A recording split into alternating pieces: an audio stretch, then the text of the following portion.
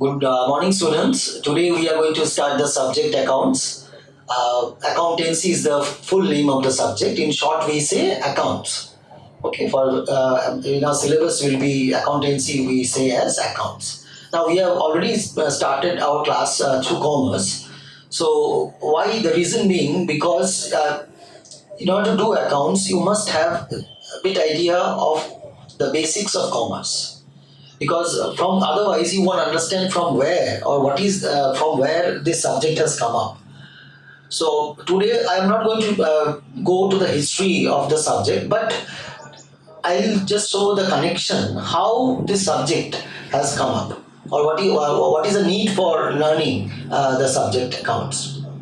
Now, you in commerce, you must have studied that studied economic activities, human activities, then economic activities, and economic activities are of different types.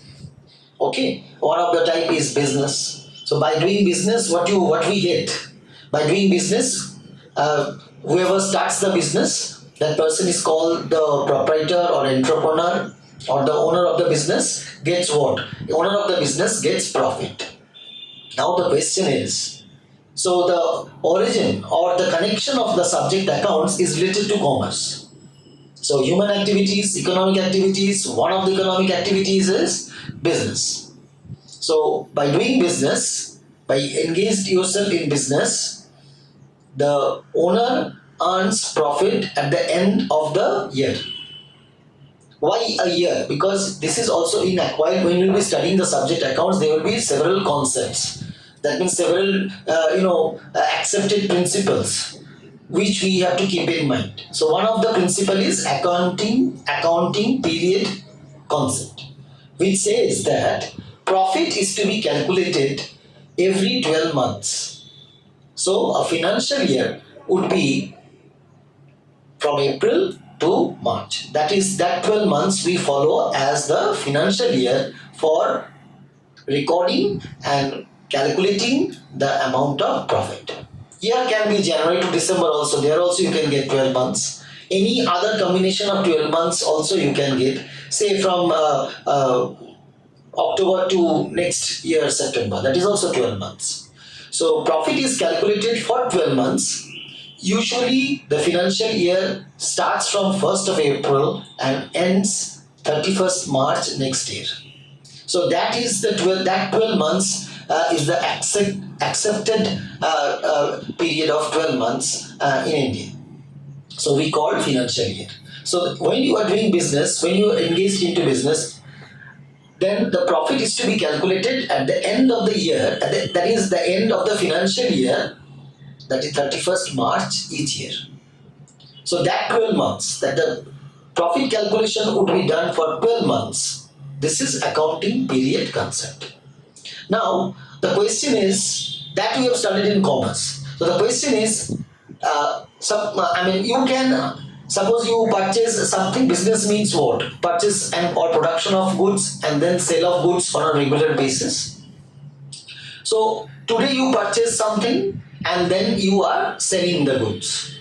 You purchase something for 100 rupees, you sold for 150 rupees. So 50 rupees you made profit. So this is one instance. Profit you can easily remember. The amount of profit you can easily remember. What is the aim of the business? To increase the customers as much as possible. So obviously you won't want that you will be selling one good a day or one product a day. You will be aiming or you will be targeting to sell to maximum customers. So it is very difficult for us to retain the amount of profit on each transaction. We may forget. So what is the remedy? The remedy is we have to keep a record. We have to keep a record of all the happenings of the business. So we will come into details today, but now I'm just telling you we'll record the business happenings. Okay? Which involve, business happenings means anything. Business happenings that involve money. So we'll be recording all business happenings that involve money. And we will be recording for why we will be recording? So that all records are kept and on the base nothing is missed out. So from those records you can calculate correct profit at the end of the financial year That is 12 months. That is after 12 months you can get the amount of profit. Okay. So why we do business? To earn profit. Now how to get the amount of profit? Now the need arises to keep a record, proper record on a regular basis. Proper record of what? Proper record of any happening in the business which involves money. Okay, so here also comes one concept, that is money measurement concept. As I've told you, there are some generally accepted accounting principles. Generally accepted accounting principles, we say in short, as acronym you can say GAAP, that is generally accepted accounting principles. There are a lot of principles, lot of concepts there. So one of them I told you just now, that is accounting period concept. Next one is money measurement concept. Money measurement concept means we will be recording such things into our books. That means you'll be keeping the record I told you just now. So you'll be keeping a record where? In books of account. So you'll be keeping record in your books of the business. So when you'll be keeping record in the books of the business, you will be recording only such happenings which can be expressed in terms of money. There can be something which cannot be expressed in terms of money, but they are very important for a business enterprise.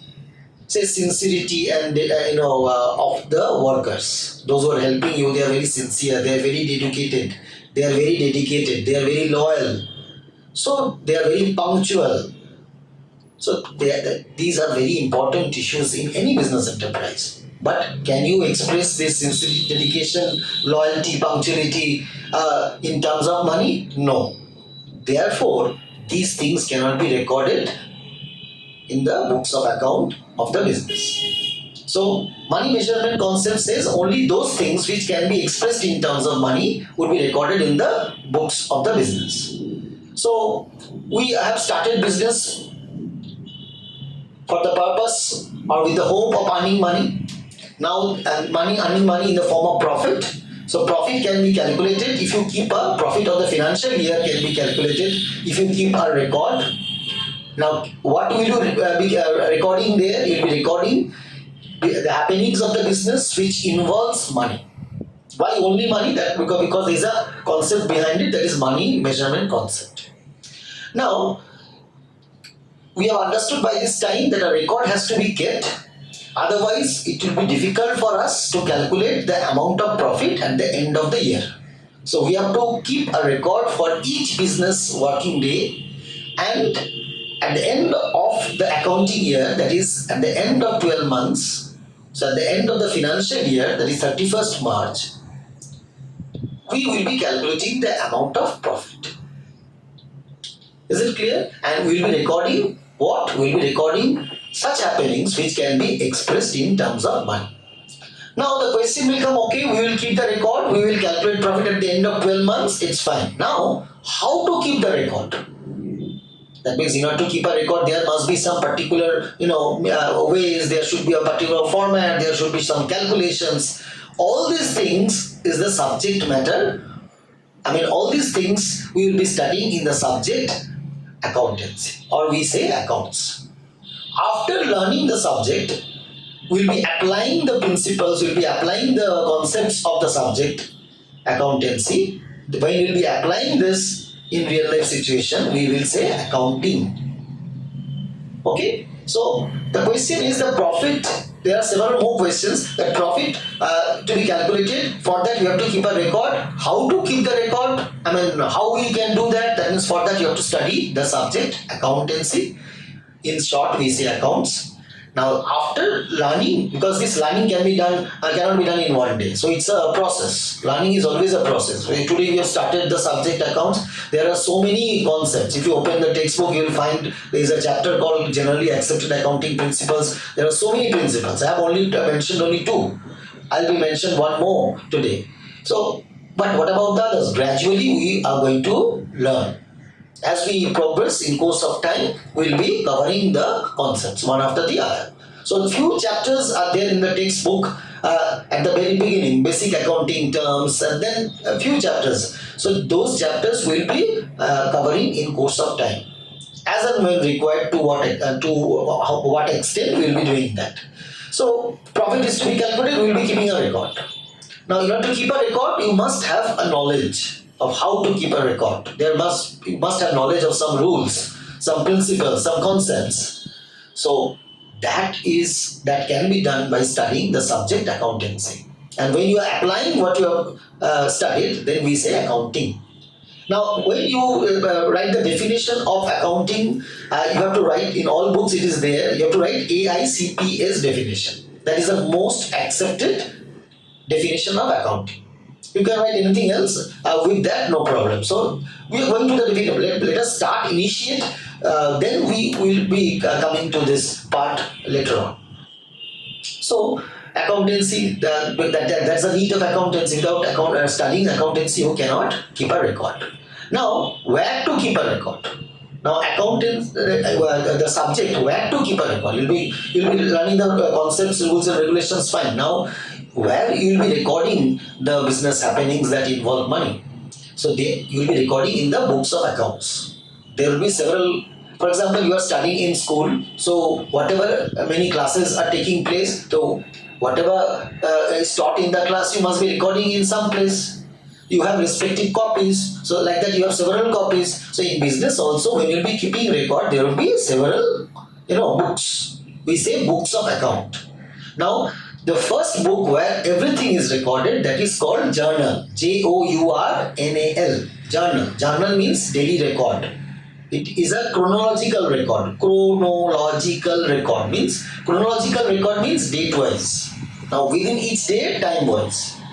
So chronological record means you are recording the business happenings that involve transaction, that involve money. You are recording the business happenings that involve money. Only such happenings that involve money sequentially. That means day wise, then within each day, time wise. You don't have to write the time, but as and when transactions, as and when the happenings, that the business happenings that involve money, that we say transactions. So business transactions. So you will be recording the business transactions as and when it occurs. So you have to record where you are going to keep the record for the first time. You have to calculate profit, you have to keep a record. Now where you are going to keep the record? You are going to keep the record for the first time in a book that is called journal. Journal. Journal, which means daily record. It means chronological record. That means you have to record transactions sequentially. Sequentially means within each day, obviously time-wise. So that means record has to be kept. Then why? To get the profit. How to get the profit? How to calculate the profit? You have to learn the subject accountancy.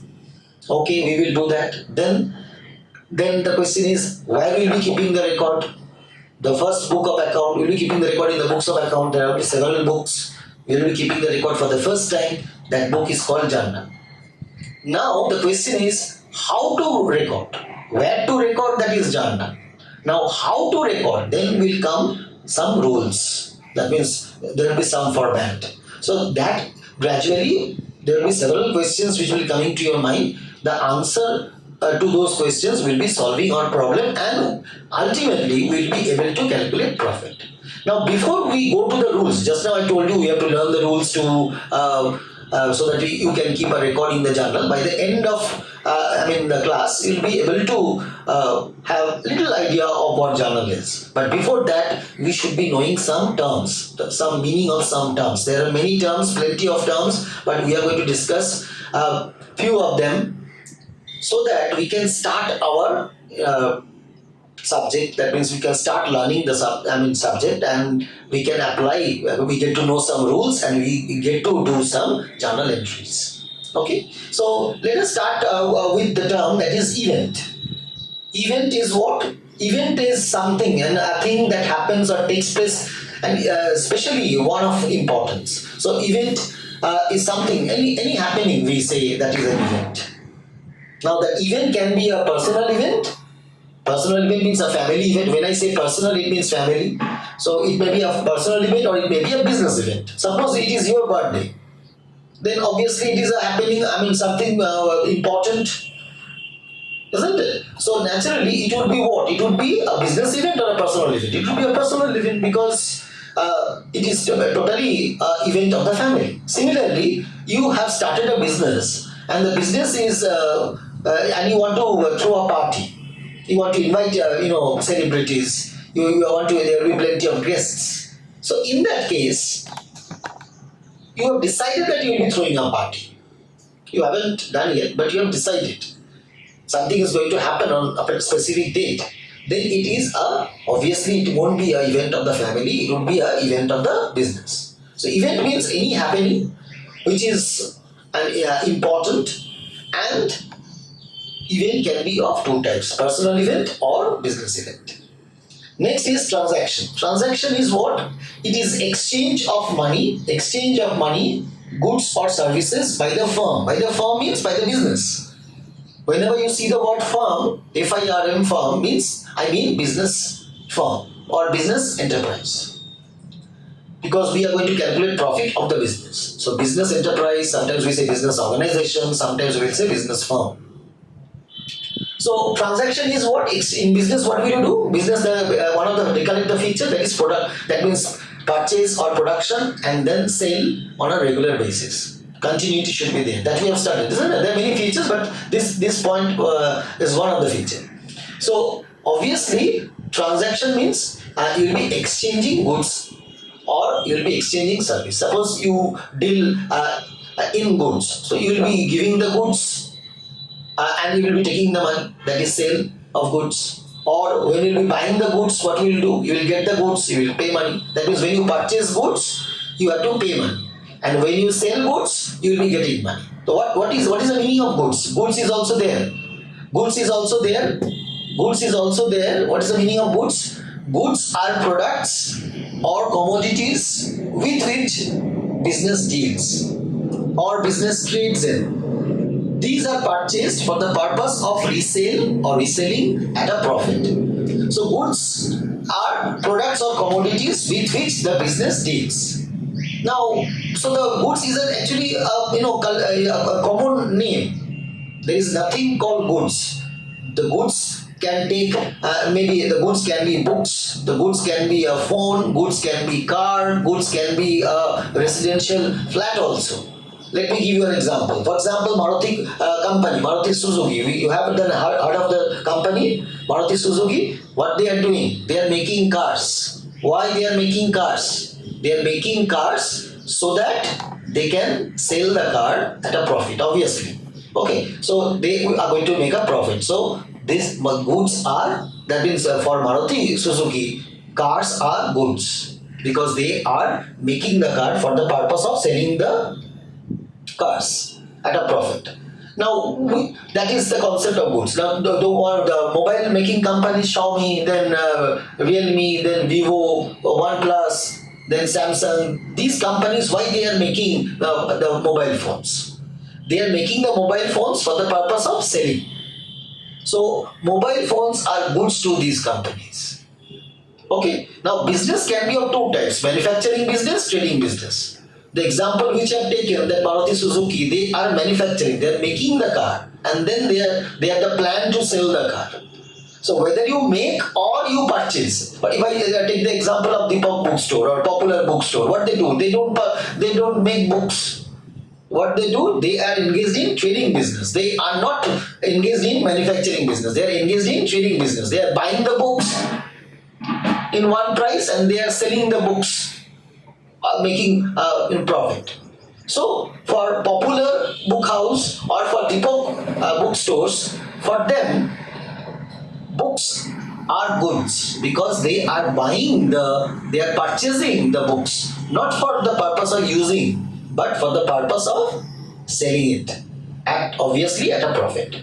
So Deepak bookstore is engaged, Popular book house, they are engaged in manufacturing. They are not engaged in manufacturing business. They are engaged in trading business. But books are goods to them. Why they are goods to books are goods to them? Because they want to sell it again. Okay, that is that particular part you should be keeping in mind. When you purchase something for the purpose of selling, then it will be goods to you.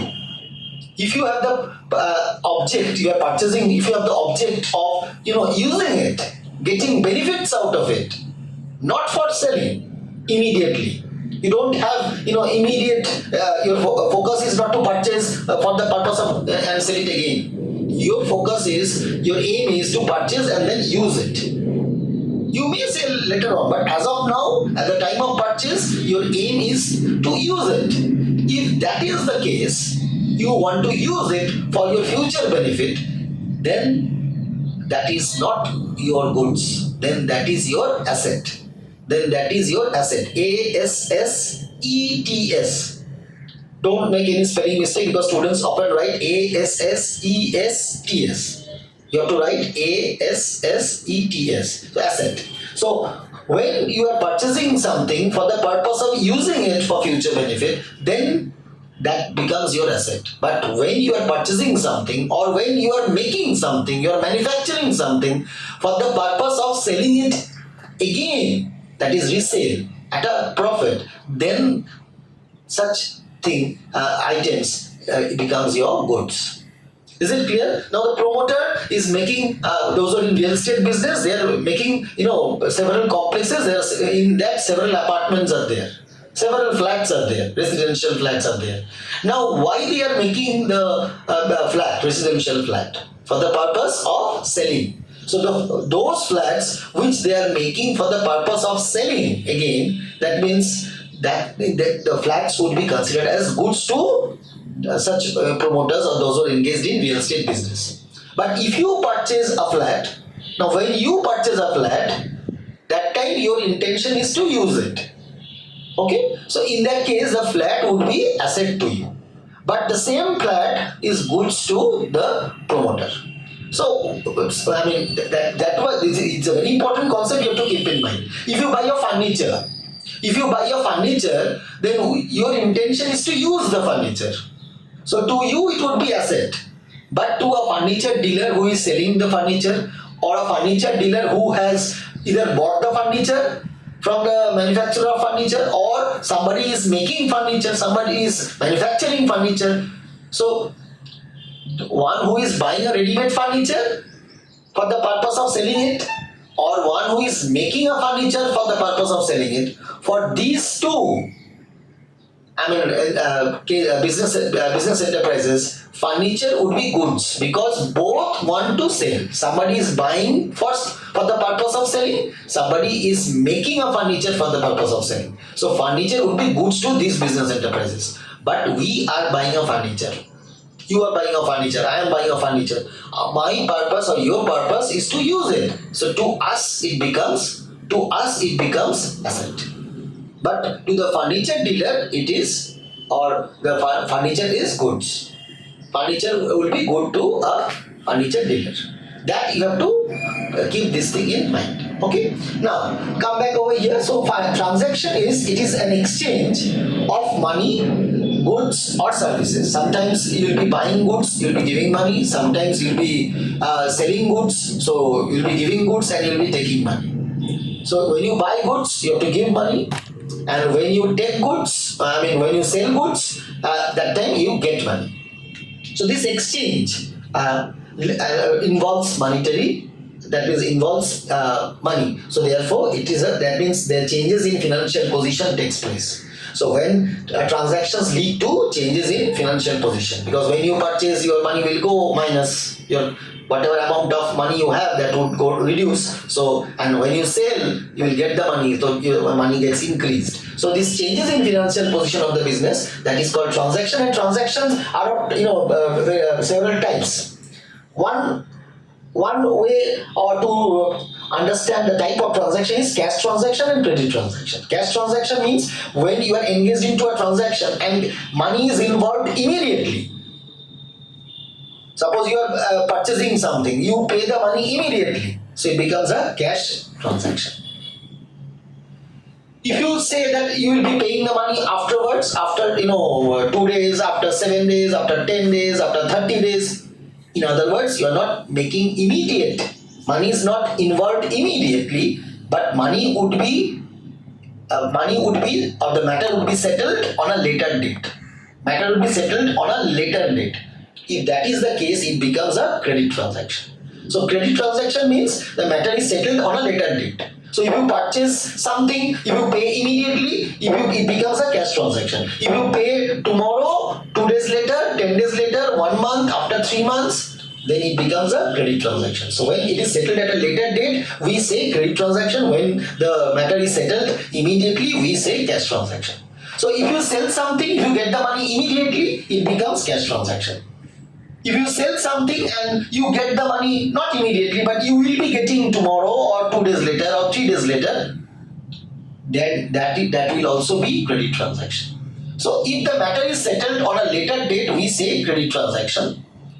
If the matter is settled on a later date, we say credit transaction. If the matter is settled immediately, we say cash transaction. So immediately cash may go out, cash may come in, money may go out, money may come in, and if money will go after some days or money will come after some days, that becomes a credit transaction. So transaction are of two types: immediate settlement, cash coming in, money going out, that is cash transaction. If it is settled later date, that means money will come or money will go after on a later date, then we say credit transaction. Now the transactions can, this is one view of the type of transaction. The other type of transaction view is transactions can be external transaction, transaction can be internal transaction. External transaction means that you are buying goods from somebody else. You are selling goods to somebody else. So in that case, two enterprises get involved, you and the other party. So that is an external transaction. And sometimes, sometimes when the transaction takes place totally within the business. If that is the situation, then we say internal transaction. So internal transaction, spelling I went wrong over here.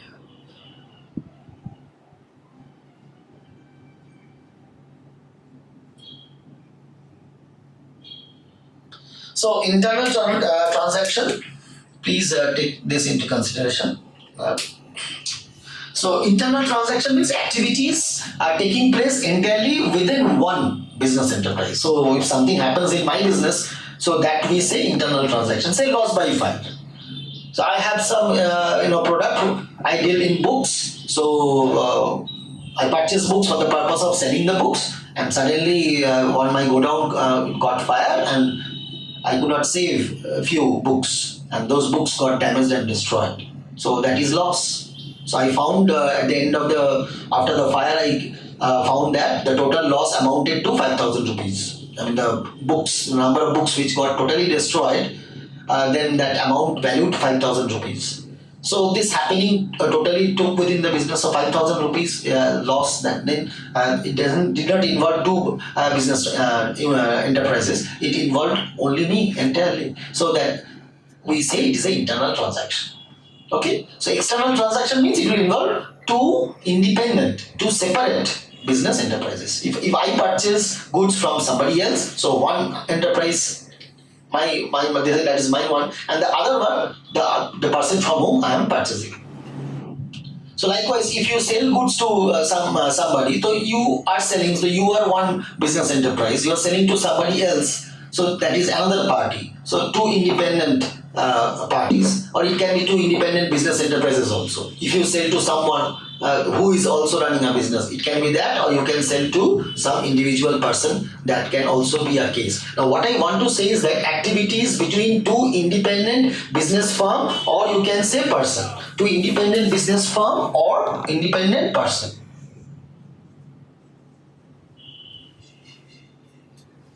Okay. So that is an external transaction.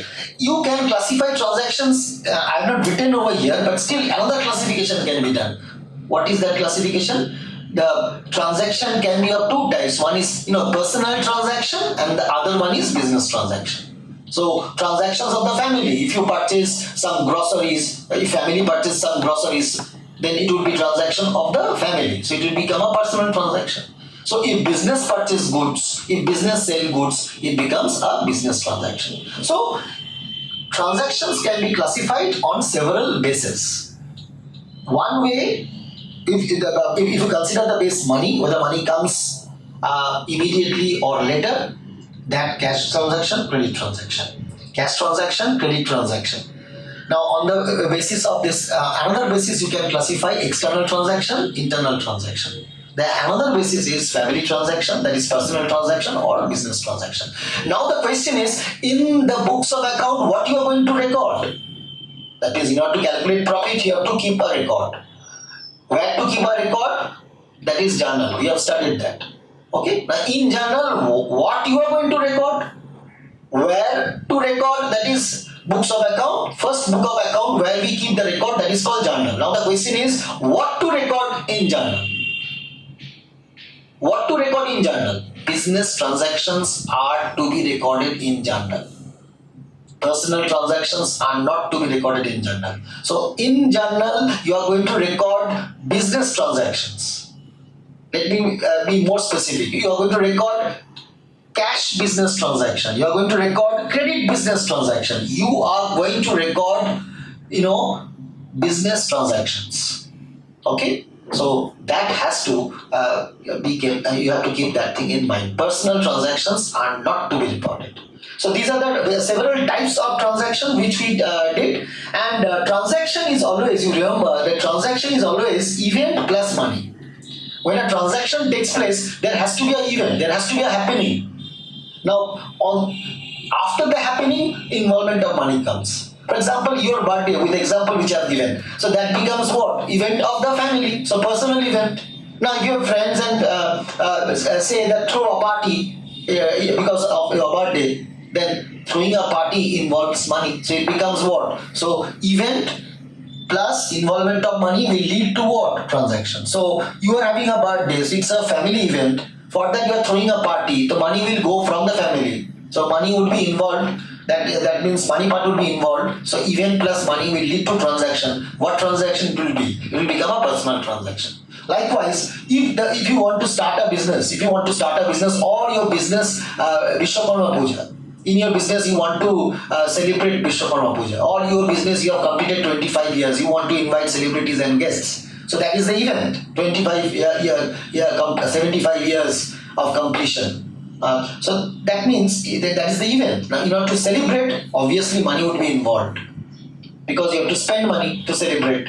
Celebration requires money to be spent. So in that case, as because 75 years of your business and you want to celebrate, so money will get involved. So together, event plus money will give to transaction. As because the event is business event, money also will be going from the business. So therefore, that will lead to business transaction. So in books of account, where you are going to keep the record, that is journal. What you are going to record, that is business transactions, cash business transactions, credit business transactions. There can be another in cash and credit transaction. In this classification, there can be one more that I have not written over here because that is not popular these days. Earlier, when barter system was there, when we used to exchange goods for another goods, so we said that those transactions can be money's worth transaction.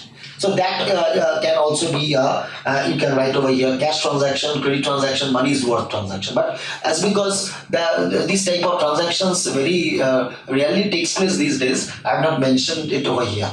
So event, transaction, total part complete, and here you can see that money measurement concept. That also I taught you that we are going to record only such things which can be expressed in terms of money.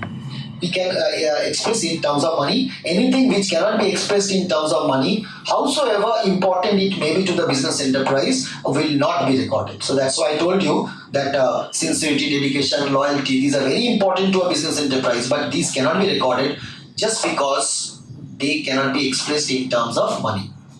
Now, goods meaning, we have finished what is the meaning of goods. We did an elaborate discussion because this definition of goods is very important. You have to keep in mind that goods are product or commodities with which the business deals. Okay. Now, goods can be two types. One is tangible goods. Tangible goods are called products or commodities. Goods can be intangible also. That means giving service. Giving service is also can be your business. You can be a service provider. Okay, so those who we are using Jio, we are using Airtel Net. So they are not selling anything to us. We cannot see anything. They are not giving us tangible, isn't it? Goods. They are giving us intangible goods. So that means they are giving us service. So that means goods are products or commodities with which the business deals or trades in. The main focus is that the goods are made, or goods are made means goods are produced, goods are manufactured, or goods are purchased for the purpose of resale. Resale means selling it. And when you sell it, then obviously, as because you are in business, you will be aiming to earn profit. Next is, what is expense? Expense means expense is the cost of use of things or cost of use of services. Suppose I have started a business, and naturally I need electricity. I need mobile connection. So you have to contact customers, or you have to use AC, fan, and other electronic or electrical gadgets.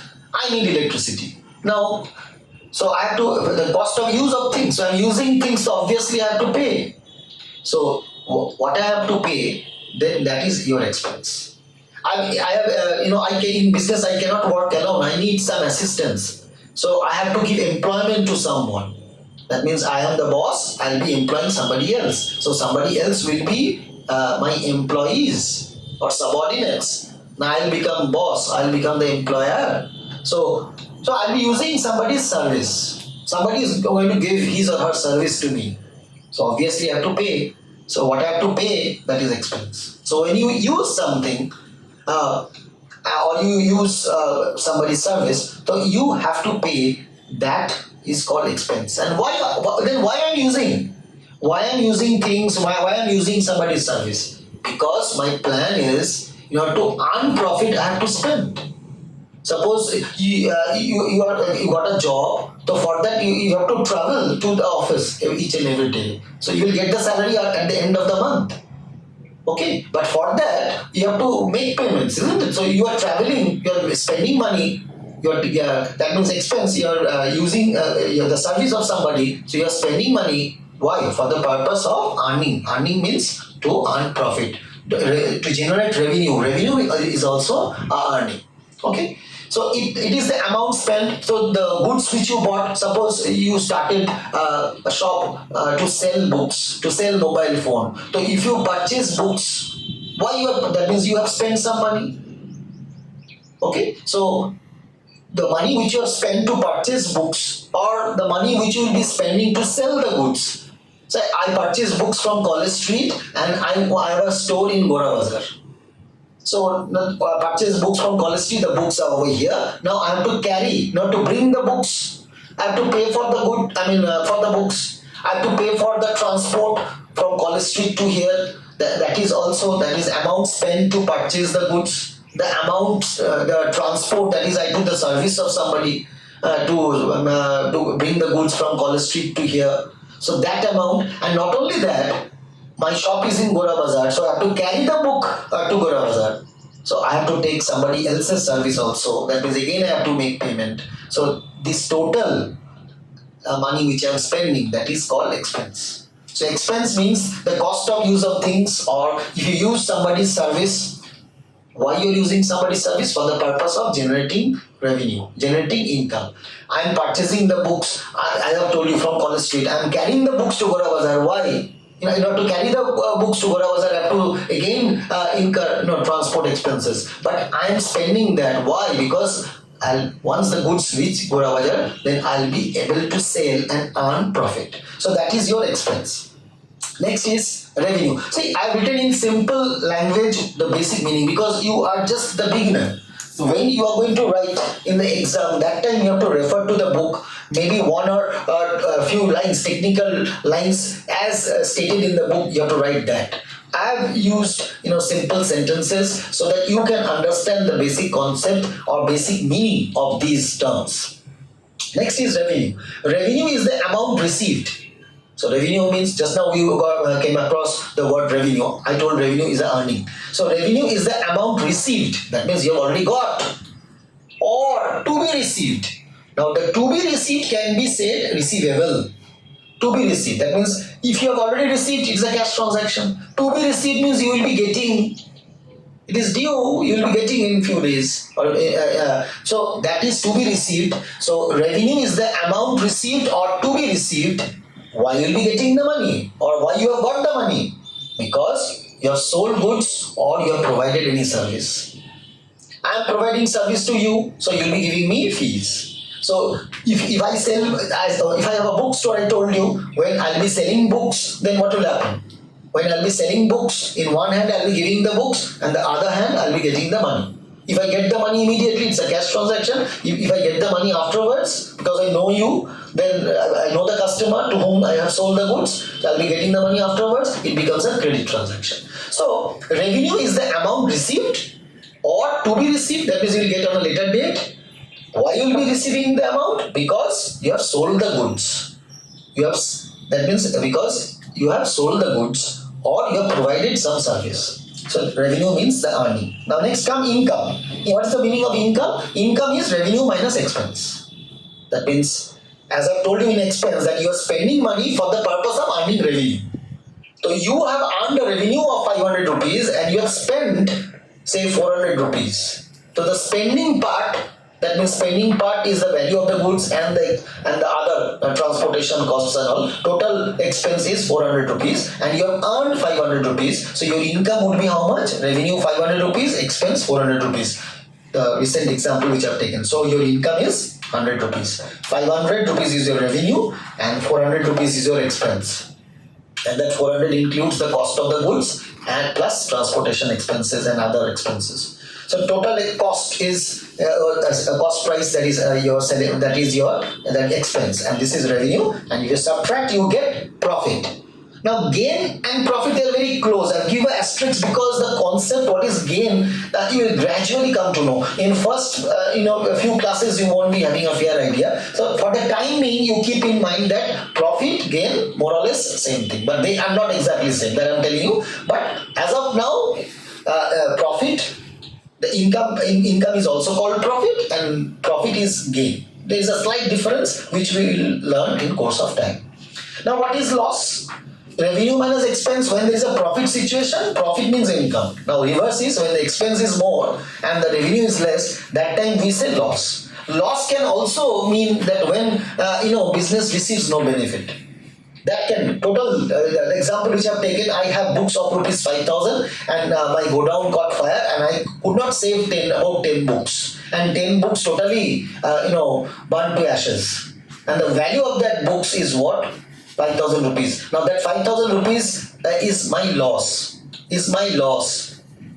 When business receives no benefit. 5,000 rupees is the value of the goods. That means my expense amount is 5,000 rupees and I receive no benefit. No benefit means nothing can be realized out of that. So that means 5,000 is the value of the books and all burnt into ashes and I can't realize a penny. So that is that business receives no benefit. That gives what? That means zero. So that means full amount 5,000 is my loss. So loss means the full amount. Loss sometimes means the difference. That means your expense is 400 rupees. You sold for 350. So your loss is how much? 50 rupees. But the example which I told you, that the 5,000 value of the books burnt into ashes, I could not recover a penny. That means what? Revenue, nothing. No income is generated. So receives no benefit means, so that revenue is zero. So your expense, the cost is 5,000. You receive nothing. You are not in a position to receive anything. So that would be your full loss. Now assets. What is the meaning of assets? Assets are property or legal rights owned by the business. Legal right means, that means lawfully you are holding that. Okay, so nobody cannot deprive you from possessing that. So that is the assets. See the spelling of assets, A-S-S-E-T-S. Commonly students write A-S-S. After E they write A in another S. That you have to take into consideration. Please avoid such mistakes. Spelling mistakes you cannot do at this stage. So assets are property or legal rights owned by the business which enables the business to get cash or any benefit in the future. So assets are something which helps you to earn money in the future. That means we say that assets are future economic benefits. That means you have a house. If you want to sell, in times of crisis, that house will generate money.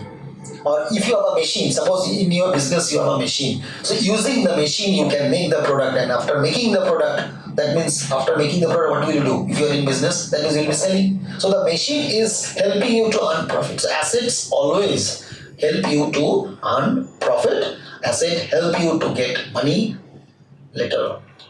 So that's why assets are future economic benefits. Economic means monetary benefit. Next, liability. Liability means the amount which the business enterprise owes to others. So whatever amount the business enterprise has to give to others, that is called liability. That means if I purchase goods, I told you business are of two types: trading business, manufacturing business. I can either make the goods, or I can buy a finished good. To make the goods, I have to buy raw material, and then I have to convert the raw material to finished goods. But if I'm in the manufacturing business, I have to get raw material. The raw material will be converted into finished goods. So those who are in manufacturing business, they will convert raw material to finished goods. But those who are in trading business, there is no scene of raw material. They are buying finished goods in one price, and then they are selling the finished good at a higher price, because they have to earn profit. So if I buy goods from somebody, some company or some publisher, and I say that I'll be paying later, that means it is my liability. To me, it is liability, because I have to pay. I owe some money to someone. That means I have to pay the money. That means obligation. Liabilities means obligation. So whenever there is an obligation to pay the money, why there is an obligation? Because I've got the goods, I have to pay. If I take somebody's service, so I have to pay. So the moment the person started giving service, that means started getting service from someone, I have to pay. Obligation arises that moment. So liabilities means obligation, which the business enterprise has to pay. When they will pay on a later date. So liabilities means the amount which the business enterprise owes to others. Owes to others means the business have to pay money to others on a later date. Business has obligation. Last one is your voucher. Voucher is what? That means whenever a transaction is going to take place, as I told you that business transactions are to be recorded where? They are to be recorded in journal, isn't it? They are to be recorded in journal. So what to be recorded? Business transaction. Where to be recorded? That is journal.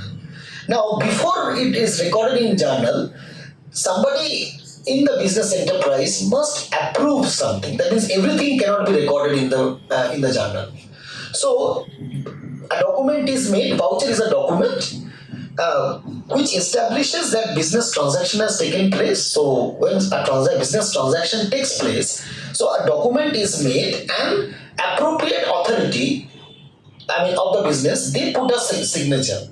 Now, when they put a signature, that means putting a signature means authorization. That means that business transaction can be, payment can be made.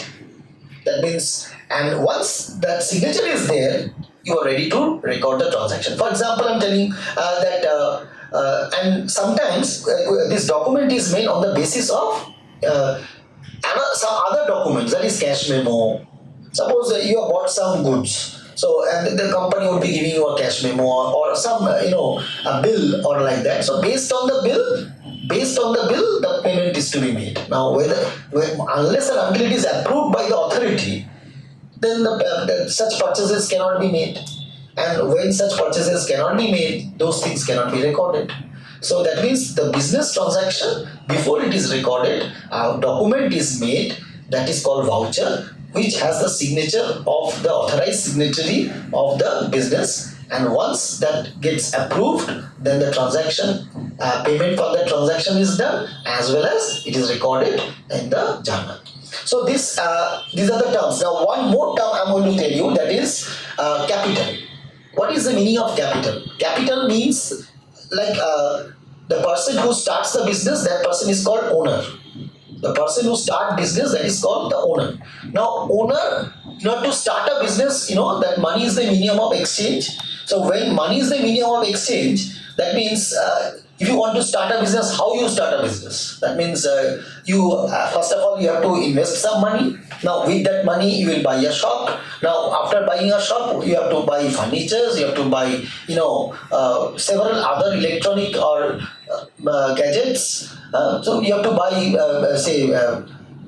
as I told you, buy a shop, you have to take furniture, then you have to buy fan, then AC, and other, computer, all those things you have to buy. So, and not, you have to decide that what business you are going to do, and accordingly you have to get the goods also. You have to purchase the goods. So, all these things require money. So, in order to start a business, the owner has to arrange money. So whatever arrange money, so he can arrange the total money, he can invest total money, he can bring the money from his home, the full amount, or he can he can bring a part and the rest he can borrow from bank. So the amount which the owner brings, the owner contributes, or the amount of investment the owner makes to start a business, or if the business is already there, to expand the business. So this amount is called capital. The amount which the owner gives, the owner contributes, that is called capital, either to start the business or to expand the business. Now here one important distinction is that, we will be studying commerce also, this is accounting also. In accounts, another concept is there that we say business entity concept, or we say accounting entity concept. Business entity concept or accounting entity concept. So what is this concept? What is the main theme or the main focus of this concept?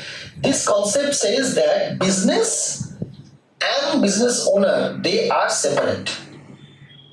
They are not one and the same. But in commerce subject, we will be studying the reverse thing.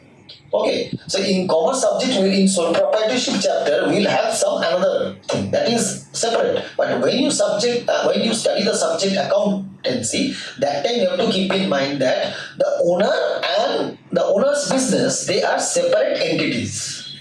They are not one and the same. So whatever owner gives to the business, that means whatever amount of investment owner makes to start the business or to expand the business, so it is just like business got a favor from the owner. So business got a favor from the owner. So it is, from business perspective, business has to pay the money back to the owner. So it is a liability of the business. Liability means something which you have to pay later on. So owner gave the money. So just think, owner gives the money. This is owner, this is business. So owner gives the money to the business. The business got the money. So business has to pay. From business perspective, it is a liability. Capital is a liability. Now from owner's side, it is an investment. Owner is making an investment. Owner is deposited. Owner has given cash. Owner has given in other form also. So owner may give some machinery. Owner may give some property. Owner's property, owner may give to the business. So these all, whatever the owner gives, cash or in kind, whatever owner gives to the business, that total becomes owner's investment. So from owner's side, it is investment. And this owner's investment into the business is called capital. And this capital, from the perspective of the business enterprise, from the side of the business enterprise, it is a liability because the business has to repay the amount, because business got a favor, business got the opportunity to form, business got the money, all because of the owner. So business, it's obligation of the business has to pay the money. So this is capital. So meaning of capital, and here you have also studied one concept, that is business entity concept or accounting entity concept. Is that clear? So today we have studied three concepts: accounting period concept, money measurement concept, business entity concept or accounting entity concept. This we have studied, and always we keep another concept, just one concept also we will study, that is going concern. Whenever we start a business, when the owner started the business, owner didn't have the idea that business will close down after a few days. So that time the expectation is that business will go on and on. The owner may die, somebody else will continue with the business. So business will go on and on. So that means another concept is there, going concern concept. That means it is assumed that the business will go on and on. It is expected that business will continue. So this few concepts we have done. Now we will be this meaning, if you don't know, now we can't go to the rules. No. So now we'll be discussing the rules. That means, so far, again come to the first point. That means through business. Business is economic activity. By engage yourself in business, by engage yourself in the business, you earn profit. So, by doing business, we'll be earning profit. Now, the profit has to be calculated. For how long the accounting period concept came, that is 12 months. So, the financial year, the common financial year which we follow, that is from April of one year to the 31st March of the next year. So, profit is to be calculated for 12 months. Done. Now, how the profit is to be calculated? That means you have to calculation of profit, that you have to know the knowledge. So, for that, the subject accountancy comes. Where to keep the record, what to record. So that means you have to study the subject accountancy for knowing rules, for knowing several concepts. So that is your how. Now where to keep the record? Record is kept in the books of account. What to record? That is your business transactions. Now, as we have to know the rules, that means we'll be recording in journal, we'll be recording business transactions in journal. Now that part is sorted. What to record, that is sorted. Now for what should the tenure, that is also sorted. Now how to record, that means you have to know the rules. Now there are I need to record in journal, so that means we have to know the rules for journalizing. Journal is the book where you are keeping the record. It's a book of first entry or book of primary entry. Book of primary entry. Book of first entry, because you are writing the thing for the first time. The transaction is recorded in the books of account of the business for the first time. That's why we say journal is the book of first entry, journal is the book of primary entry, journal is the book of original entry. First original copy, then we say duplicate. No, these all mean to say that it is done, it is written for the first time. Okay, so journal is a book where you are recording things daily, chronologically. Chronologically means sequentially, each day is one after the other, and within each day, obviously time-wise. Now, in order to do journal, there are several rules. So, do we say those rules? That is rules of journalizing. We say rules of journalizing. Now, there are two rules. One is traditional rule or golden rule. And the other one is modern rule. So, obviously, traditional rule we are going to discuss first. We are going to learn few classes would be on traditional rule. Once you have a fair idea, then we will be doing the modern rule, because two things together you may get mixed up. Both are very easy, but keep in mind that golden rule is something that is traditional.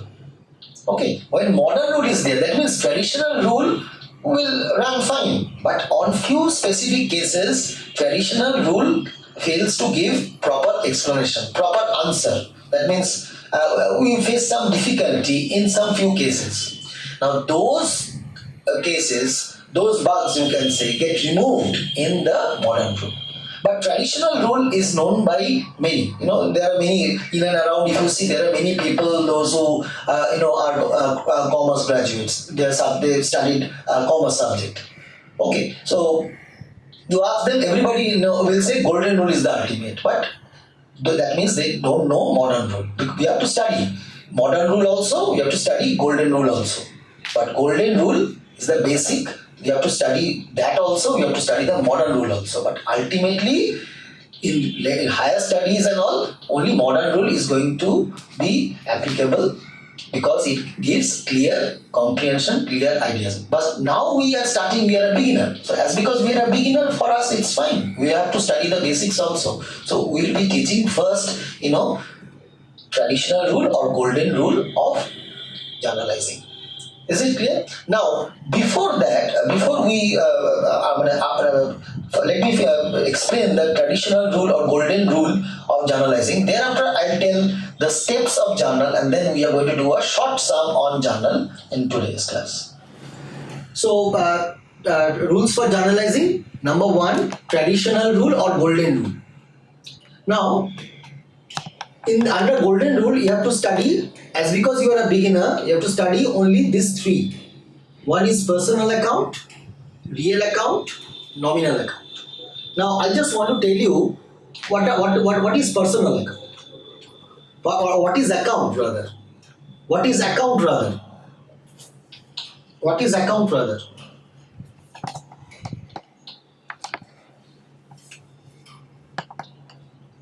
What is account? Account, in short we say A/C, that is abbreviation for account. Account is a record of business transactions relating to a particular person or a particular item head. Particular item or head. Now what I mean by this? Now say we have several subjects. Now several subjects, each subject has a name, like English, second language, maths, accounts, commerce, economics, business studies. So there are several subjects. Now these subjects, it's like account.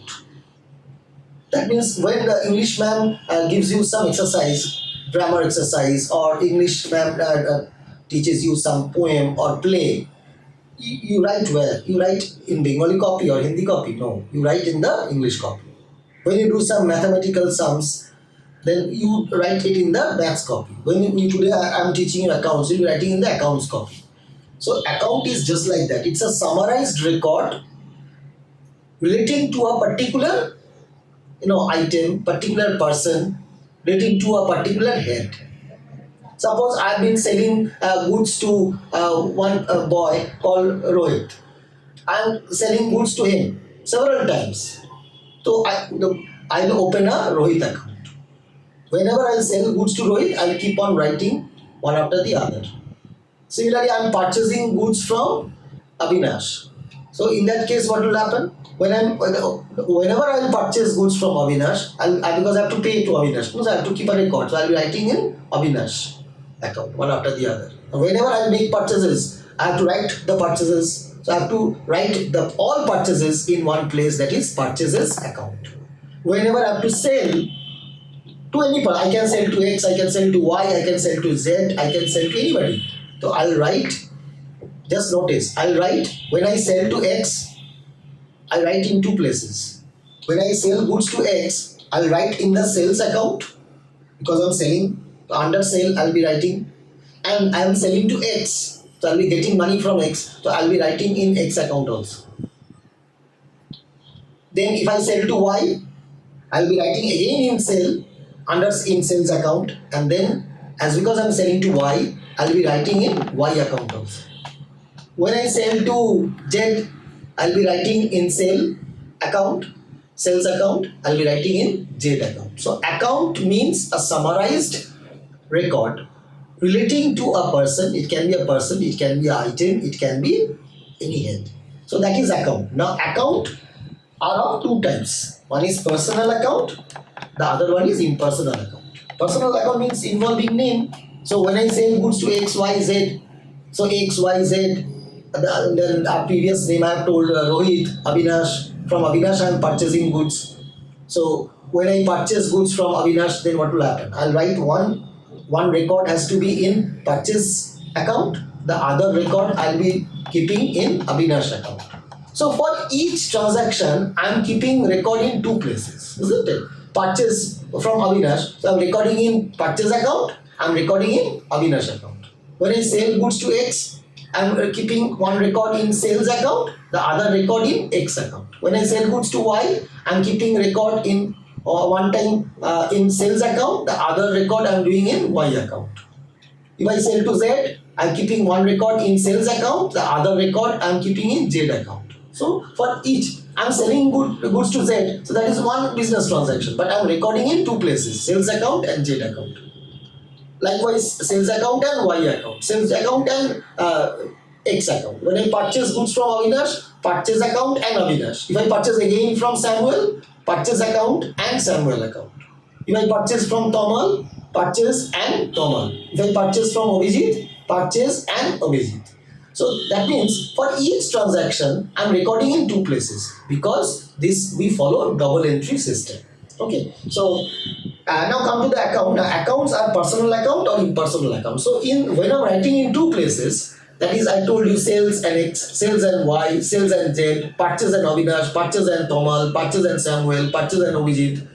So several accounts are opened and several accounts get involved. Now, of these accounts, those accounts will be having names. They would be coming under personal account, because personal account related to individual. Personal account involve name. Impersonal account means, that means all other accounts which don't involve name, or impersonal account means any account other than personal account. Now, in impersonal account, there are two types. One is real account and the other one is nominal account. So, in impersonal account, all property, that means if you, all property related account, property related items, that would come, all property related items will come under real account. So, if I purchase, say, a machinery, if I purchase machinery from Tom, so I'll be writing in one place after where I have to write, after writing machinery account, and I'm purchased from Tom, so I'll be another, for this transaction I'll be writing again in Tom. Okay, so this machinery account, it is not a name. Tom will go to personal account, but machine is my property, machine is my asset. So machine is an impersonal account, it will come under real account. Real account means all properties comes under real account. Then what is nominal account? Any account which is not personal, not real, all other would be coming in nominal account. So the examples which I have taken, purchase goods from Avinash. So Avinash means name, so Avinash will come under personal account.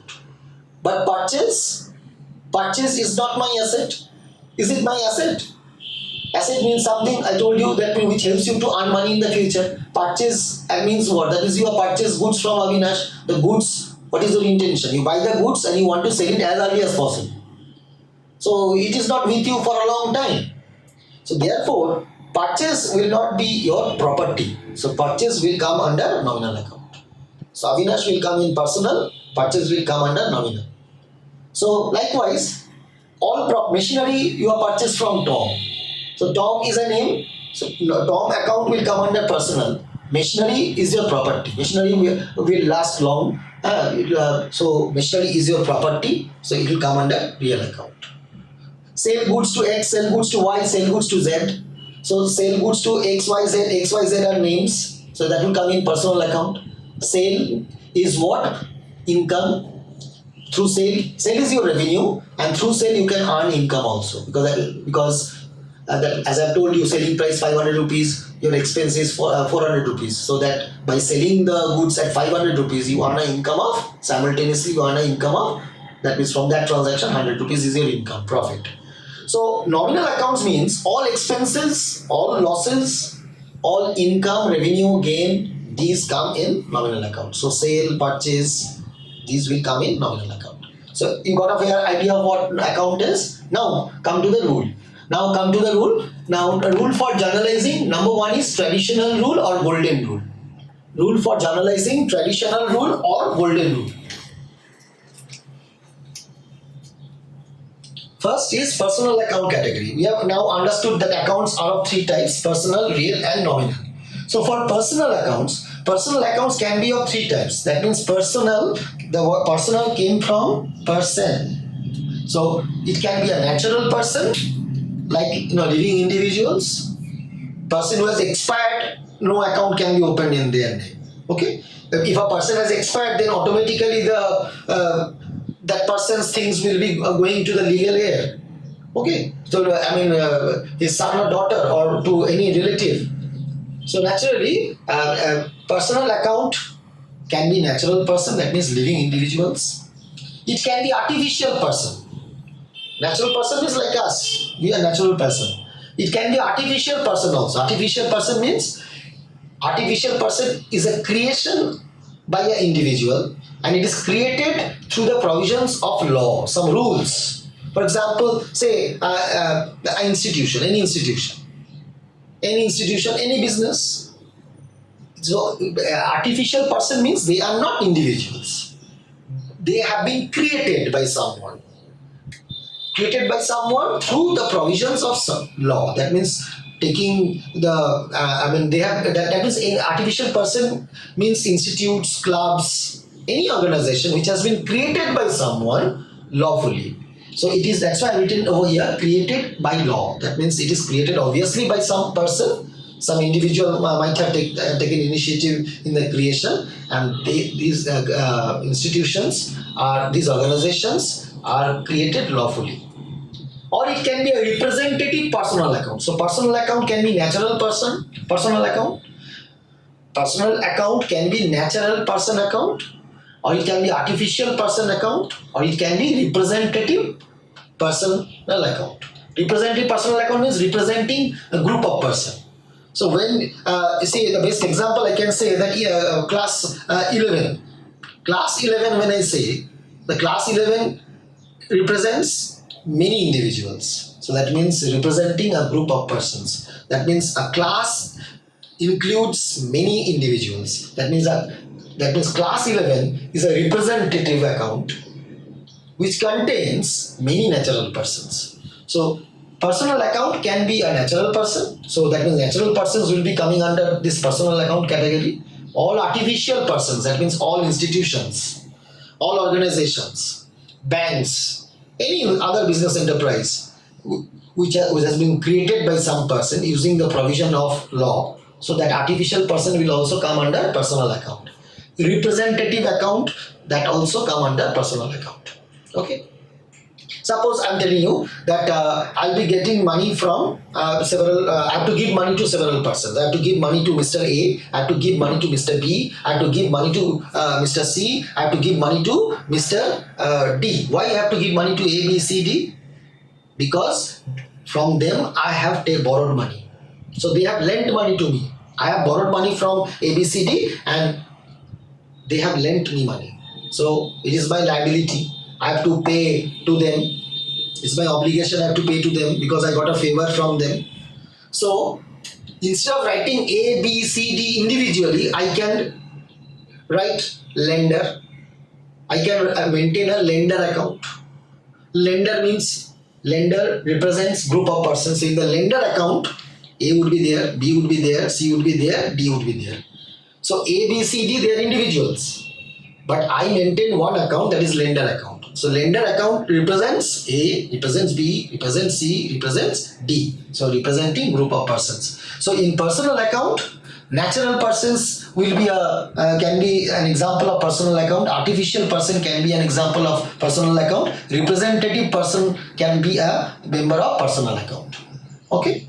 Now in this real account related to properties of the business we have discussed, and nominal account. Nominal account includes all expenses, all losses, all revenue, income, gains. Now, under each rule, there is under each account there is two rules: one debit and one credit. In mathematics, we have four operations: no, plus, minus, multiply, divide. In accounts, we have two. One is debit, and the other one is credit. Debit word has came these English, most of the words they came from Latin, Greek. So this debit and credit we use. The short of debit word is actually came from Latin word, that is deber, and the abbreviation of debit is dr.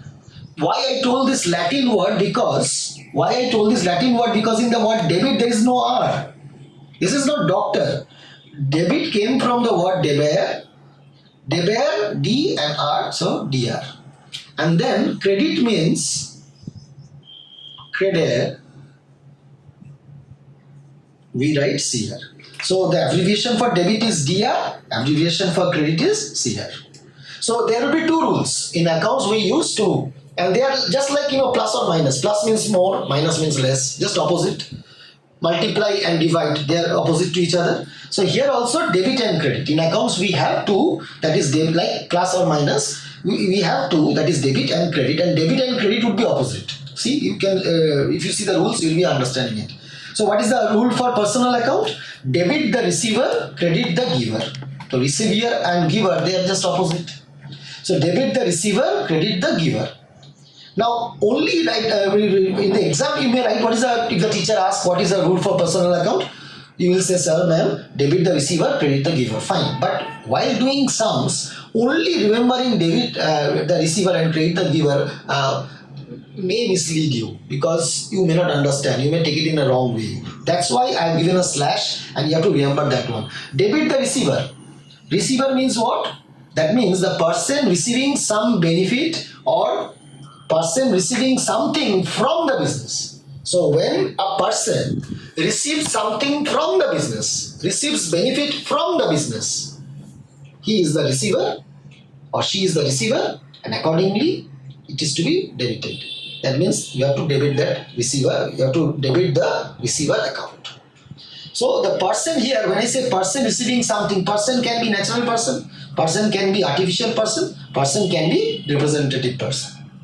So debit the receiver, that is the rule, but for purpose of doing journal, you have to keep this, that whoever, any person receiving some benefit from the business, receiving benefit from the business, then that person is the receiver, so debit rule would be applicable. Credit the giver. Credit the giver. What is the meaning of giver over here? For the purpose of doing sums, that means person giving something. When any person gives something or any person gives some benefit to whom? To the business. So you have to say this thing to yourself.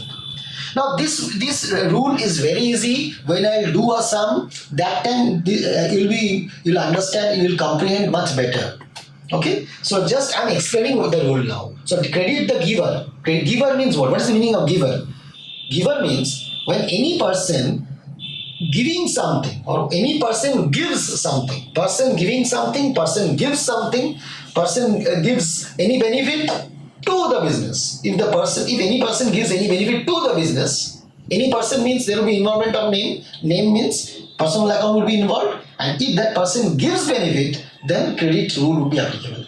If a person receives benefit from the business, then debit rule will be applicable.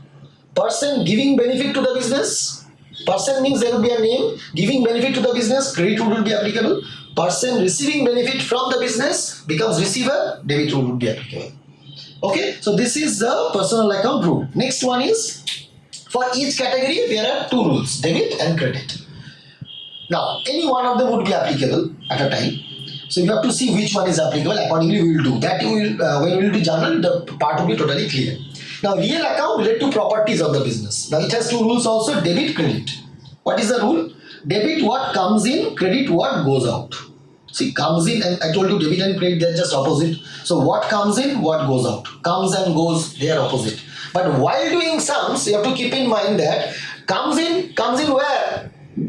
What comes into the business? If something comes into the business, that means any property comes to the business.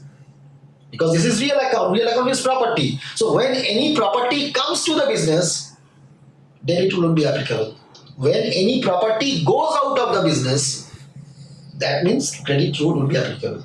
So you have to understand the rule with respect to the business. That's why see in all case, in the previous case, benefit from the business, benefit given to the business, what comes into the business, what goes out of the business. So you have to think with respect to the business, then you will be in the correct path. So last one is nominal account. Nominal account means the leftover I told you. Any account which do not fit in personal and real will come into the nominal. Nominal means in the name only. So in nominal account we have expenses, losses. If expenses and losses are there, debit rule will be applicable. For income and gains, credit rule will be applicable. Then sir, for revenue also credit rule is applicable. Because income, in revenue you have the income part. So expenses and losses, debit. If the account is an income item or a gain account or revenue account, then credit rule will be applicable. So this is the rule for journalizing. I will take a small sum, and in that sum there will be 12 transactions, 12 basic transactions, and we will be doing journal. And before doing journal, just like that, when you do précis writing, you make cages in your copy, and then you again write the précis in fair. So here also we will be doing journal. Before doing journal, we will do an analysis table. Once when we will be expert, once we will be have thorough knowledge of after few classes, that time we no need to do analysis of transaction. We can do the analysis part totally mentally, and we will straight away go and do journal. Okay, but now as because we are a beginner, so we are breaking into step. That means business transactions will be given to you. From the transactions you have to do analysis of transaction, analysis table you have to do. Then from the table you will just copy in fair. That means you have to do journal. Journal as a format I will show you. You have to just copy. But analysis, while doing the analysis of transaction, that means while doing the analysis table, this rule you have to keep in mind. And also with this rule you will find in any textbook. Now also with this rule you have to remember something that you won't get in the textbook, that I say theorems. Theorems for journalizing. That you will not get in the textbook. That is total my specialty. Over the years I taught students, and then I found students make several mistakes. So I made some rules that I call theorems. And those theorems you have to keep in mind. Just you have to keep in mind. Those theorems will guide you to do the journal correctly. So this rules for journalizing you will get in the textbook. This meaning, basic, all those things you will be getting in the textbook, whatever book you follow. But the theorems are totally my specialty. That will help you to get your journal sum right. So you will be having theorem 1, theorem 2, theorem 3, theorem 4, theorem 5, theorem 6. Like that, couple of theorems are there.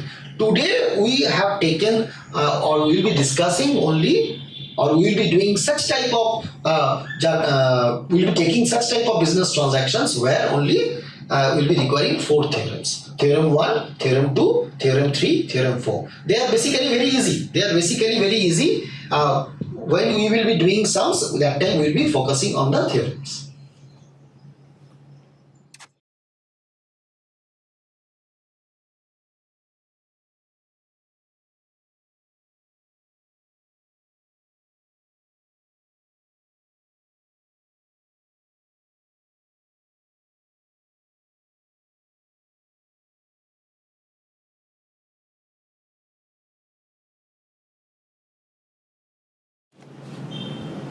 So now we are going to take a sum, and with 12 transactions, because we are starting the class today. So 12 very easy basic transactions we are going to take. Just follow the steps how I am doing. Just follow the mechanics. Okay? And from next class onwards we'll be doing about 15-20 transactions a day. So after 2-3 classes the journal would be more or less covered. Now one thing I just want to tell you, that it's not that we'll be finishing totally journal and then we will move on to the next chapter. It's not that. So first of all, so journal will go side by side. After 2-3 classes, I'll be doing the next topic, that is ledger. Ledger is to be done from journal. Okay, in order to do ledger, you require the journal. Once you have the journal, you can do ledger. So after today, the first class of journal, and thereafter, after 2 classes, I'm going to show you how ledger works. So side by side. So one day, I'll be just teaching ledger, and thereafter journal will with other topic also. Whatever sum we will do, then journal will be side by side. We'll in a class day, a particular part will be devoted for journal, and then whatever we do rest, because it's a very basic and it's very important. Journal will be continued because there are different types of journal. Gradually, we'll start with easy one. The harder journals are going to come also, so that we will do. Now today I just want to tell you that we will take a sum. The question will give you a business transaction. How the question looks like. The question will have business transactions. If don't be sure that always business transactions will be there. I told you that we will start with the easy sum, so all business transactions will be given. Gradually, sometimes some event may be mixed up, so you have to find out the business transactions first, because business transactions are to be recorded only in the books of account. So personal transactions, business event, personal event, they are not going to come or they are not going to be recorded in the books of account. So your first target is step number 1. Find out whether it is a business transaction or not. Step number 2, from the business transaction, as I have told you, the transaction means there would be some money. So in the transaction which is given to you in the question, there would be some monetary figure. Now, while drawing journal, while doing journal, and while drawing the working that are required for journal, that time you don't take into consideration the amount figure. Okay, amount figure is always important. We will just copy and then we will write in appropriate column. Other than the amount, first, if it is a business transaction, you have to ensure that it is a business transaction. If it is a business transaction, then in the transaction there will be a monetary value, some amount, rupees, some amount. So that amount you ignore. Other than the amount, you read the business transaction once again and you find out at least 2 keywords or phrase. So in the business transaction, you have to underline, you have to select 2 keywords or phrase. Now those 2 keywords or phrase which you will underline, those keywords or those phrase, they will belong to, each of those underlined keywords or phrase will belong to either personal account or real account or nominal account. Just like that, you students of the school, they belong to the 4 houses we have, isn't it? So each school has 4 houses. The colors are red, yellow, green and blue. So each and every student, they have to belong to any one of the color, any one of the house. So here also the underlined keyword or phrase that has to be the underlined keywords or phrase that should belong to either personal account, real account or nominal account. So here we have 3. In houses we have 4 colors, but here we have 3. That is real, personal and nominal. So the underlined keywords, they have to belong to any one of those 3 accounts. That is personal account, real account and nominal account. And then we will be applying the rules of this account and then we get the journal. Okay, so that's the procedure. First, ensure that it's a business transaction or not. If it is not a business transaction, leave it. Come to the next transaction given to you. Next, whatever is given to you. So first step in journal is ensure whether it's a business transaction or not. Is it a business transaction or not? Yes, proceed to step 2. No, go to the next item. So if it is a business transaction, the next step is, other than the amount, you have to select 2 keywords or phrase. At least 2 keyword or phrase. You can select 3, you can select 4, you can select 2. But because I have told you that we are starting, we are the beginner. So you will be given such, the problem would be such that you will be able to select only 2. But gradually there will be sums where you will be selecting 3 or 4 keywords or phrases. But select 2 keywords or phrase from the business transaction. That is your step number 2. Once you select the 2 keywords or phrase, thereafter the selected words, the selected keywords and phrase, they would be belonging to any one of the 3 accounts. That is the classification of accounts we did: nominal account, real account and personal account. So whatever you have underlined, the keyword or phrase, that has to belong to any one of those 3 accounts classification. And accordingly you will select which one what, and I'll show you all these detailed steps. I'm just telling you the steps. Now after selecting which classification they belong to, you have to apply the rule of that classification. That means if some keyword becomes personal account, so personal account, there are 2 rules, debit rule and the credit rule. So we have to find out of these 2 which is applicable. If a keyword is a real account, in real account also there are 2 rules, debit rule, credit rule. So you have to read and you have to identify that which rule is applicable, debit or credit. If an item is a nominal account also has debit rule and credit rule. So you have to find out that of the 2 rules, debit and credit, which one is applicable. So the ultimate result is that we get a journal entry. We get a journal entry. The transaction is converted into a journal entry. So I will show you the detailed steps, each and every steps. When you will be an expert from transaction, you can straight away do the journal entry. You can do the analysis in your mind. But because you are a beginner, so I'll do the steps in between. I'll show you how to identify keywords and phrase. Then I'll make analysis table. That is analysis of transactions. That table I'm going to do. From here we are going to do journal. From here we are going to do journal. So in between I'm going to show you 2 steps. So these 2 steps, after 2-3 classes, when we will understand then we can straight away from transaction we can straight away do journal. But now we are going to do from transaction. I'm going to show you the keywords, selection of keywords, and identification what type of account they belong to, and then I'll prepare analysis of transaction, and then from here we will do the journal. Why? Because what analysis you are doing in your mind, so that we get to see. You may do a mistake over here. So if you straight away write the final from transaction, straight away if you write the journal, then if there is a conceptual error, then that would remain within you. So that cannot be, that has to be located. If there is an error, that has to be located so that I can explain and I can get your concepts clear.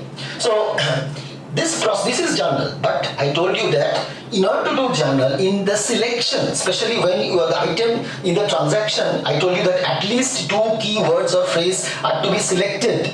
Now in the selection of those keywords or phrase, you have to ignore the amount in that transaction. Is it clear? So the amount is always important. We will copy the amount. Whatever amount they say at appropriate place, we will just copy. So at the time of selection of at least 2 account, the amount should not be considered. Other than the amount, you select 2 keywords or phrase. Now in the selection of these 2 keywords or phrase, you need to remember some rules. Those rules I say theorem. This theorem is my specialty over the years, what I have gathered out of my teaching and learning experience. So I have noted down in front of you. Is it clear? So the theorems, many more are going to add. Today, whatever problem I have taken, that would cover up only 4 theorems. Is it clear? So these theorems are going to help you in the selection of appropriate and correct phrase, because this selection is very vital. If you select wrong, then the whole sum is going to go wrong. Okay. So now consider that. Let me explain the theorems first. These are very easy, nothing to worry. Theorem 1, or when I will be doing the problem, I will write T1. Theorem 1, in short, when I will be referring to, I will write T1. What is theorem 1 is all about? What does the theorem 1 suggest us or telling us? Use purchases account. That means you select the word purchases account for purchase of goods. That means whenever you purchase goods, or whenever you are purchasing a stock for resale, that means your intention is to sell it again. I told you that goods means what? Goods are commodities with which the business deals. The business purchases the commodities for the purpose of selling it at a profit. And the business are of 2 types, trading business and manufacturing business. So first we consider the trading business. That means there is no manufacturing. I buy finished goods and I sell the finished goods at a higher price. And this process, purchasing and selling continues. So it is on a continuous basis. So that is goods. Goods is a common name. There is nothing, an item called goods. So use purchases account. So whenever you purchase goods, or whenever you buy a stock for resale, goods are always for resale. So whenever you purchase goods for resale, you have to use purchases account. If you sell goods for resale, use sales account for sale of goods. Now sales spelling is S-A-L-E and A-C-L-L. That is noun and verb. Okay, so please take note of that. So use sales account for sale of goods. That means when you are going to sell goods, you are going to use sales account. S-A-L-E-S account. And when you are going to purchase, purchases account is to be used. Goods are always for resale. You don't retain goods for the purpose of using. If you do that, then it becomes asset. Now, the definition of goods, you know, that is goods are purchased for the purpose of selling it again at a profit.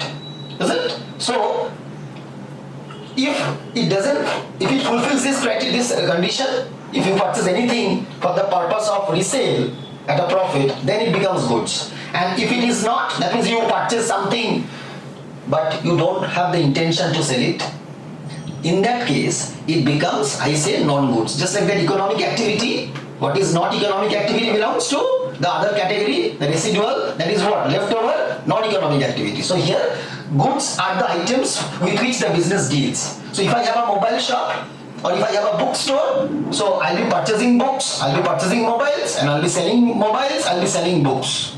Depending on what store I have. If I have a bookstore, I'll purchase book and I'll sell books. If I have a mobile store, I'll purchase mobile and I'll sell mobile. So I'll sell mobiles. So that means to me the goods are, for a bookstore, to me the goods are books. And if I have a mobile store, then to me the mobile phones are goods. So if I purchase something else, then that becomes what? That is not my good, that is called non-goods. Since this non-goods, telling the other items, residual items as non-goods, that is for our class only, okay, for the purpose of clarity. There are few things which we are going to share. Don't try to, don't expect that these other teachers are going to say. These are our specialty. So here, so you have to make the sum simplify. Look simple. So that's why I said, for goods, if you purchase goods, purchaser's account. If you sell goods, sales account. What if you purchase something which is not your goods? That means non-goods. You purchase something which is not your goods. That I say non-goods item. Non-goods is, this is my way of making things simple. So non-goods means something which you are purchasing that is not your goods. So for non-goods purchase, what account? You can't use purchaser's account. You have to use specific item account. So if you purchase pen, pencil, eraser, I have a mobile store. I purchase pen, pencil, eraser. So that is also purchase. So I can't use purchase account for pen, pencil, eraser because these are not my goods.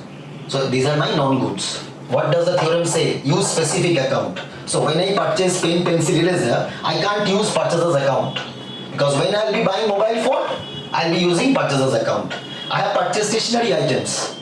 So what I have to do? What is the guideline? Theorem 1. Use specific item account. That means I will be using stationery account because these are my non-goods. If I purchase a machine, if I purchase a computer, I am dealing with mobile phones. I purchase phone and I sell phone. If I purchase a computer, if I purchase a machine, can I use purchaser's account? No, because computer, machine, these are not my goods. So therefore, these are what? They come into the category non-goods. What is the instruction for non-goods? For purchases of any non-goods item, use specific item account. That means when you purchase computer, computer account would be used. When you purchase furniture, furniture account would be used. If you purchase machinery, machinery account would be used.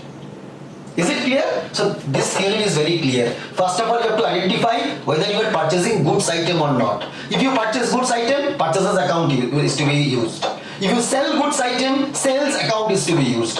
If you purchase a non-goods item, then specific item account is to be used.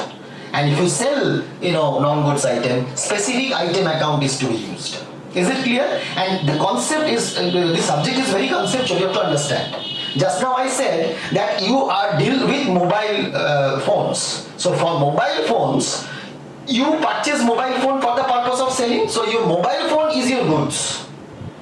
So other than mobile phone, something else if you purchase, that becomes your non-goods. I told that in the example of computer, furniture, or like that. Now what if that you are, you deal with computer and accessory products. Your shop is that you purchase computer and sell laptop, computer and all. So in that case, what will happen? In another sum, it is told that somebody is that you are a computer dealer. Purchase computer and other laptop and other accessories. So in that case, for you, computers will be your goods. So in that sum, computer would be your goods. Other than computer, they would be non-goods. Similarly, if you are a furniture dealer, another sum, if you are a furniture dealer, so if you purchase furniture that time furniture will become your goods. Other than furniture, all will become non-goods. So this concept is very there. We will do some good sums later on. As because it's a first class, just understand this much. So theorem 1 says what? Purchase of goods, use purchase account.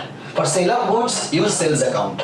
If you purchase non-goods item, then be specific, use the specific item account. Similarly, if you sell non-goods item, you use specific item account. This is all about theorem 1. When I will be discussing, referring to this later on, I will write T1. T1 means theorem 1. Now theorem 2. Theorem 2 is name is considered as account. That means in the transaction, in the business transaction, name would be considered as an account. So transaction might be having a name. It's not that whenever you see a name, you will be underlining it. No. name is considered as an account when in that line, in that sentence, in that transaction, specifically cash means money, specifically cash, check, mind the spelling of check, not CHECK, it is CHQUE, that means check. That means when you open a bank account, they give a check. You fill, that means whenever check is an order, that you have to fill, you have to write whatever, there are some rows are there, you have to fill up and then you give it to the bank for making payment. So check means check, debit card. Instead of check or debit card, you have to use bank. That means in the transaction, if there is word cash is there, or if check word is there, debit card word is there, in that case, name will not be considered as important. That means in that case, name is not considered. That means name is not to be selected in the selection of two keywords or phrase. So in the selection of two keywords or phrase, if I find a name, am I going to take the name? I have to see whether in the transaction, the word cash, check, debit card. Cash is okay. Check and debit card means that means for them, I'll be replacing check and debit card because they are associated with bank, so I'll be using bank account. So if cash is there, I'll be using cash account. If check and debit card is there, I'll be selecting bank account. I'll be writing bank account. For check and debit card, I'll use the word terminology is bank account. And if in that sentence, any name is there, then we are not going to consider the name. Now this use as an example. Today we have taken a sum. When I do that, I'll be referring to this. So just remember, theorem 2 is whether we are going to consider name as an keyword or we are going to use cash or bank. So this is your theorem 1. So theorem 2. Theorem 2 says that name is considered as an account. You will consider the name to be important. You will select the rent as one of the keywords only if cash and bank is not mentioned in the transaction. Bank means instead of bank it can be check or debit card. So if check, debit card, cash, these things are not there in the transaction and name is there, that case you are going to consider the name.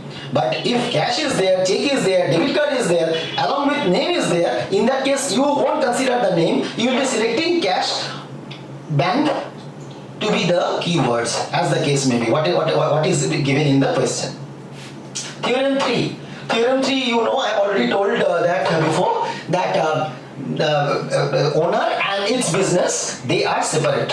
And the concept I told you, business entity concept or accounting entity concept. Business is separate and distinct from its owner. Owner and owner's business, they are separate.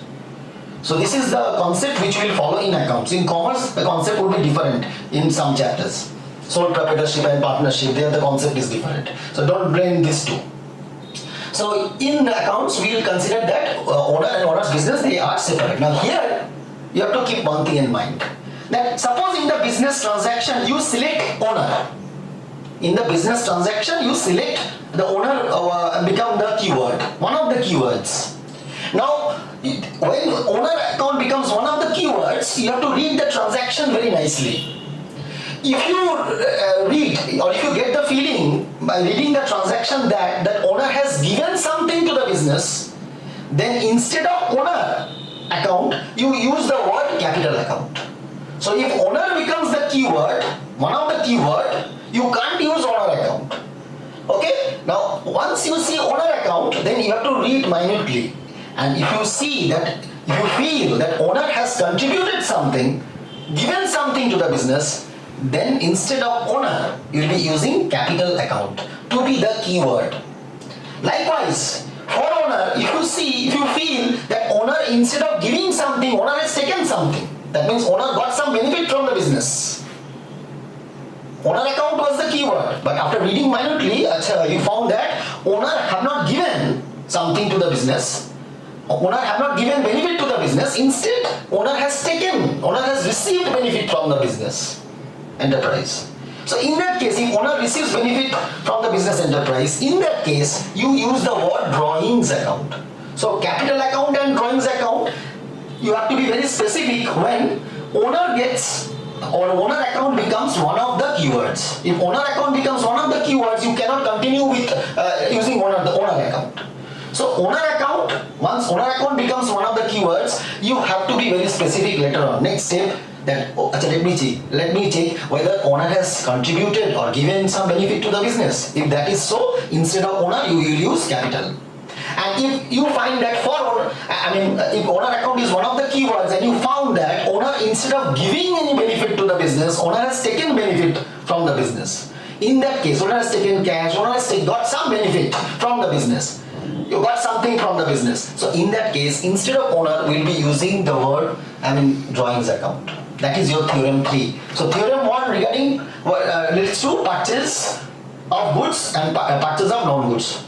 Sale of goods, sale of non-goods. That is theorem 1. Theorem 2 is whether name would be selected as a keyword. And theorem 3 is capital and drawings. That means relating to owner. Theorem 4, last. That means today's. Theorem 4 is not the last. Few more theorems are going to follow, but we will progress slowly. Theorem 4 is whenever you find the word paid in a transaction, paid electricity bill, paid salaries, paid rent, excuse me. So whenever you find the word paid, what does the word paid means? Paid means outflow of cash. Paid means cash going away. But if it is written paid by check, specifically written paid by check, issued a check means check is filled up and then the check is given to someone. So issued a check means drawn a check. Drawn a check means the check is not drawn, it's not art.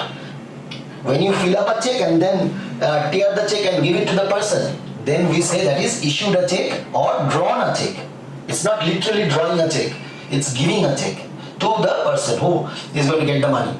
Or paid by using debit card. Whenever it is said paid by check, paid by using debit card or issued a check, then we use bank account.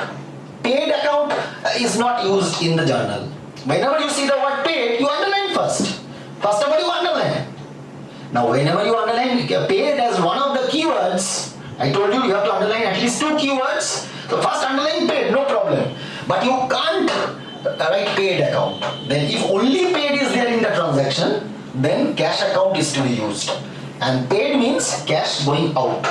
Outflow of cash. Cash going out of the cash box. You are paying, making payment. That is paid. And when it is written paid by check, specifically paid by check, paid by using debit card or issued a check, in that case, instead of paid, you use the word bank account, because check, debit card, these are associated or connected with bank account. Bank account of the business, obviously. Similarly, if you find only word received spelling, please mind, because at this stage spelling errors are very bad. You should be taking precaution, and you should be writing correct spelling. So receipt means inflow of cash. That means paid means outflow of cash, received means inflow of cash. So only word received is there. That means at the time of selection of keywords, you will write underline received, but you cannot use received as an account name.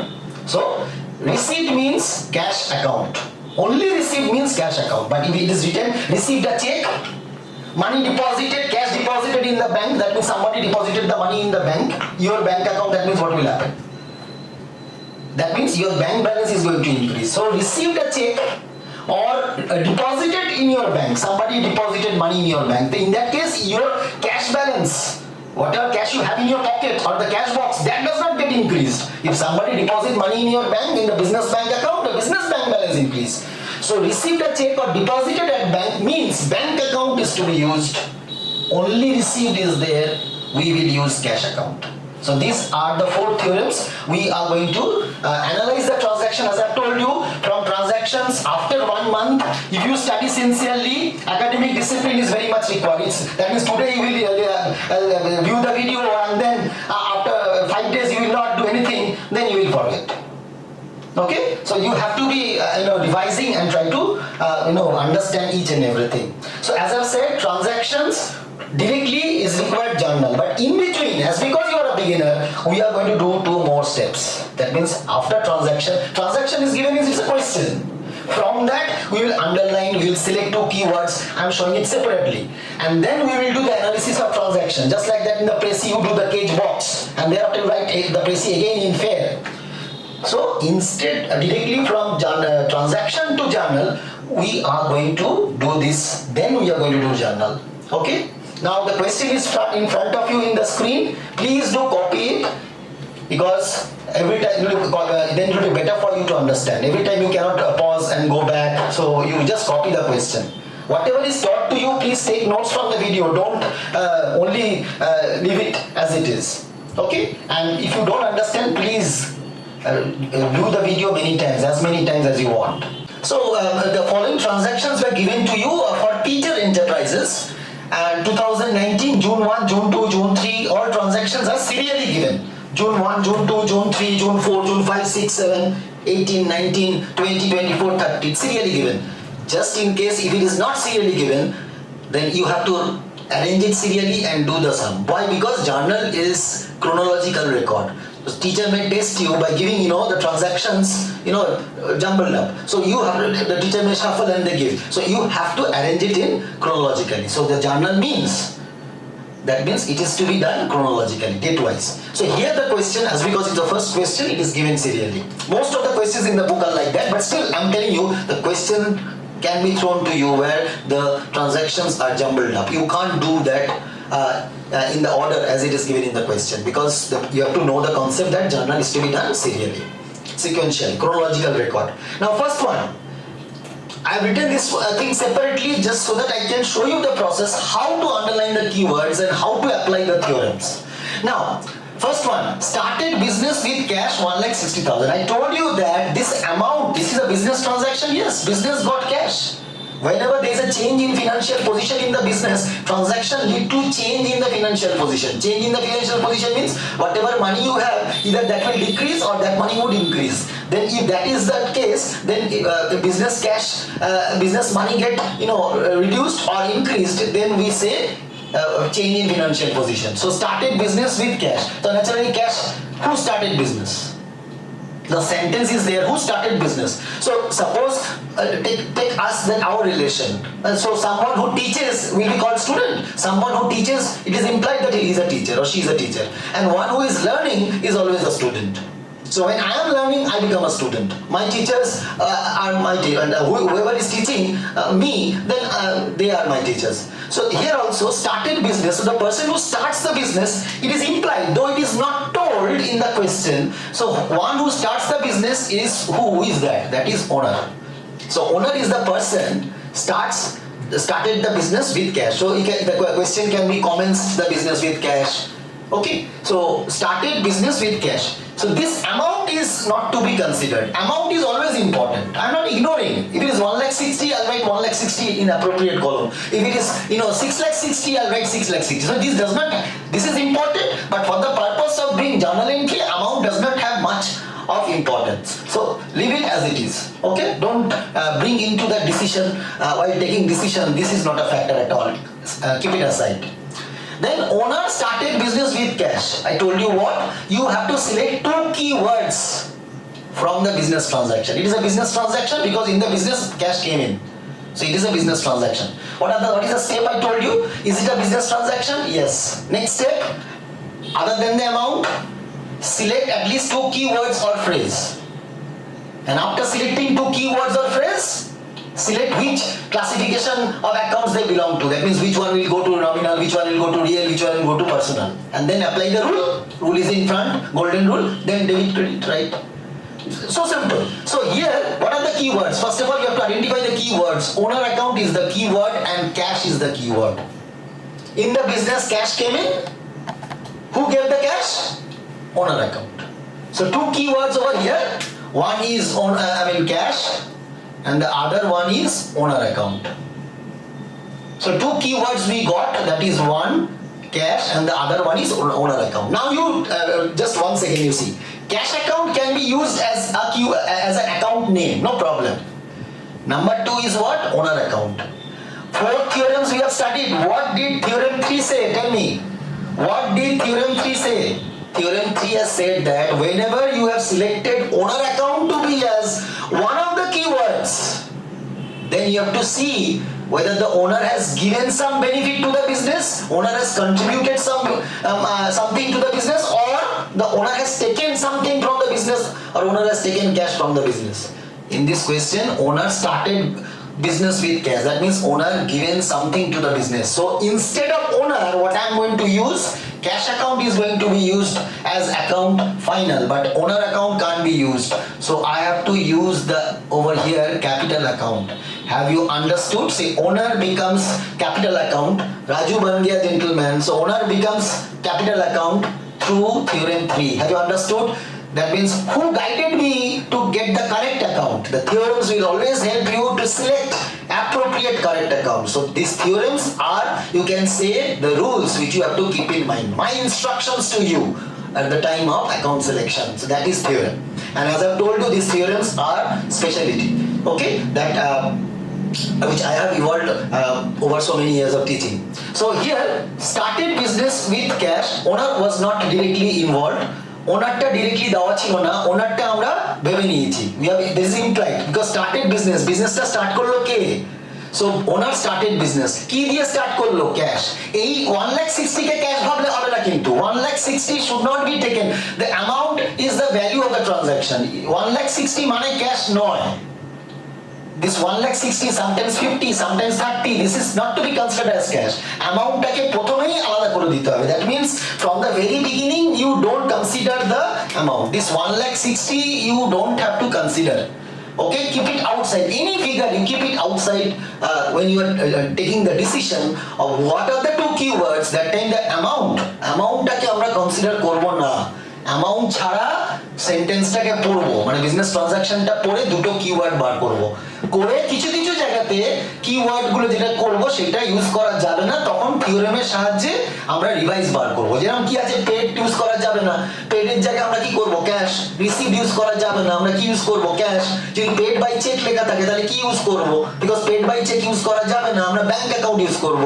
তেমনি receive check যদি হয় আমরা তখন কি করব? তখন cash use করা যাবে না, রিসিভ বাই চেক লেখা আছে তাহলে সেটা হবে হচ্ছে ব্যাংক অ্যাকাউন্ট। তো এই যে পেড ইউজ করা যাবে না, রিসিভ ইউজ করা যাবে না, you can't use paid account and you can't use received account. Instead of paid you have to use cash. When it is paid by check, then we have to use bank account. Only received is there, you have to use cash account. And when it is received a check, you have to use bank account. Who has said that? That means theorem 4. Theorem 4, I told you, these are my instructions to you which you have to keep in your mind. So like that, owner can be used, so I have to use capital account. দুটো account হয়ে গেছে। So now you see how I do. You can write the date. Now look here, this analysis of transactions in the books, if you go through the books, you will find one more column. In the books you will find one more column. I haven't done that because I don't have space. This is serial number 1, 2, 3, 4, or you can write the date reference, June 1, June 2, June 3, June 4, like that. I have not maintained a column for transaction. In the books they maintain one more column. That means after serial number and account involved, they maintain another column where they write this transaction. Started business with cash, opened a bank account. That I have not done. But if you want, you can do it. That means here you can open and that means you can. That means there can be one more column over here. That is nothing. Just copying this there. Okay. So as because it is here and the space is not much, so I have not done that column, but you can do that column. Or if you in your school the teacher does it, you do the column when you are asked to, or when some homework or classwork is given, or in the test, that time you do that column.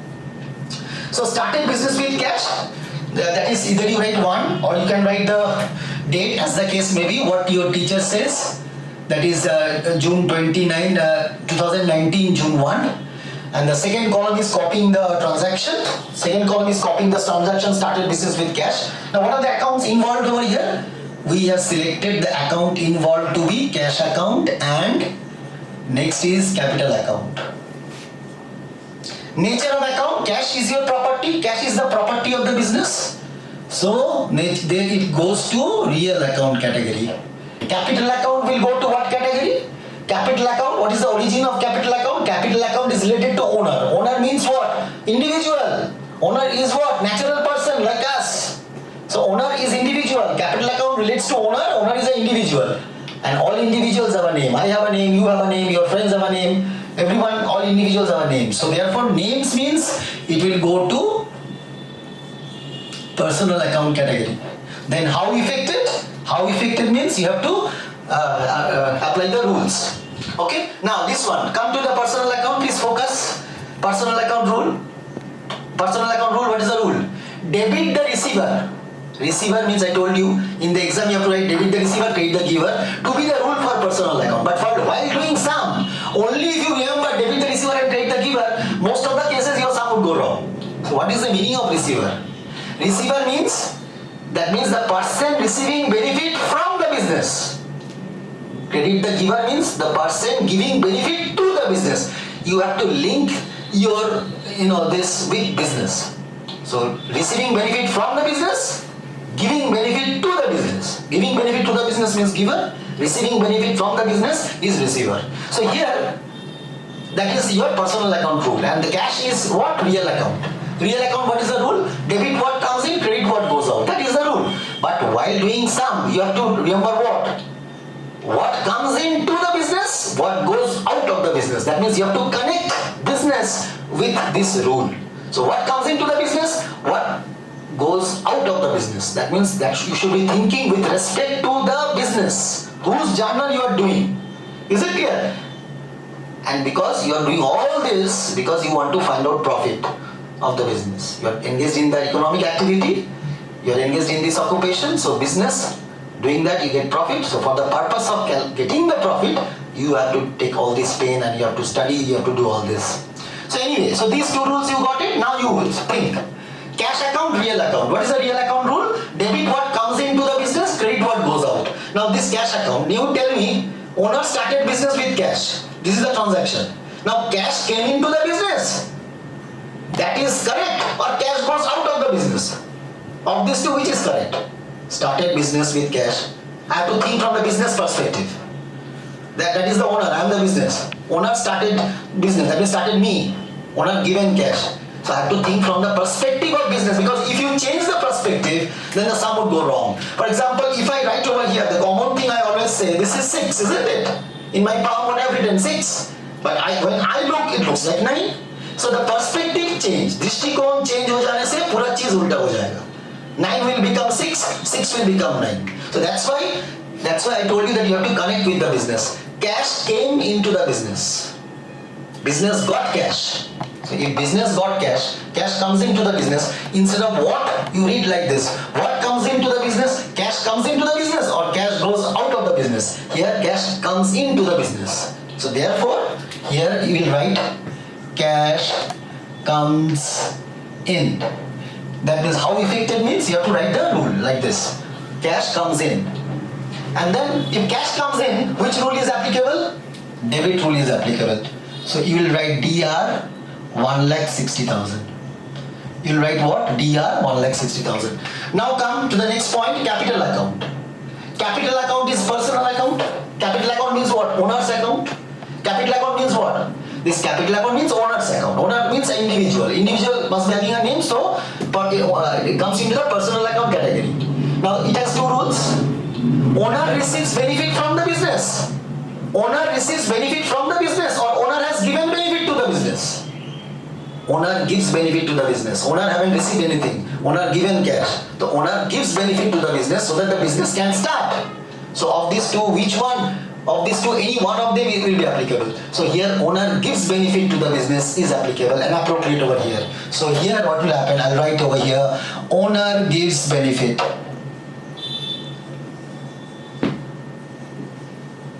Owner gives benefit to business. Or owner is the giver, you can write that also. Owner is the giver. So it's a credit rule. So you'll write credit 1,60,000. So just you see, the value of the transaction was 1,60,000. At the time of analyzing, I did not give any extra importance to this. Whatever is the figure, I will copy. So the first one finished. This is the way we are going to do the rest. 12 transactions I have taken. So we are going to do the rest one after the other. So the next transaction is opened a bank account with 15,000. Now bank account, there are so many commercial banks we have in and around. So if the business have only one bank account, we don't write a name, we write only bank account. Okay, but if the business has more than one bank account, then I have to write open the SBI bank account, SBI bank account, IDBI bank account, open a Punjab PNB bank account. So in that case, before bank, the name of the bank will come if you have multiple bank accounts. But usually in school problems or in the textbook, only bank account. That means we assume that the business has opened one bank account. Okay, so open the bank account. What would be the keywords? I told you what? This amount, open the bank account with 15,000. So this 15,000 is always important. That is not to be given extra importance at the time of the keyword selection. So this 15,000 you just keep it aside. You don't have to box this. I am highlighting. Okay, you just ignore it. Okay, now. So this 15,000 is important. I'll copy at appropriate time. Other than that, that means at the time of keyword selection, I should not be taking the amount into consideration. Now open the bank account. What would be the keyword? One is bank account is one keyword. So no doubt about it. You are opening a bank account. And as I've told you that in case of multiple account, I'll be writing what? SBI bank account, then IDBI bank account, PNB bank account, Union bank account, like that. Axis Bank account, HDFC bank account, Canara bank account, like that. So here nothing is stated, only bank account. That means we have assumed that only one bank account is there. Now open the bank account. Here also one thing is not mentioned, here it is implied. How can you open a bank account? If you want to open a bank account, other than the documents I'm not talking of, but bank account can't be opened without money. You have to keep, because in the bank you are going to keep money. So some amount of money you have to give to the bank to open a bank account. Documents are required, KYC, that is know your customer. Bank will know its customer, so several documents are to be given. So don't say, sir, bank account can be opened with documents. Documents are required, but with the documents you have to give cash. That is not clearly told, but it is implied. Something is implied. You have to use common sense. That means open the bank account. You can't open a bank account with garments or something else or any other thing. So open the bank account, it is implied that cash. So point number 2, that means it would be cash account. Two keywords selected. Now this, there is no need of any theorem over here. Straight away we got two account, that is bank account and cash. So this bank account and cash, so we are going to write over there. We are going to write over there. Now that is June 2. Bank account and cash account. Bank has a name. I have told you that though I have not written any name, but every bank has a name, isn't it? So bank comes in the category of, bank is not a natural person. Bank comes under the category of artificial person, because bank is being created by law, by some persons. So bank is an artificial person. If you want to know, sir, what type of person bank is, so bank is an artificial person. So bank has a name. So bank would be having personal account.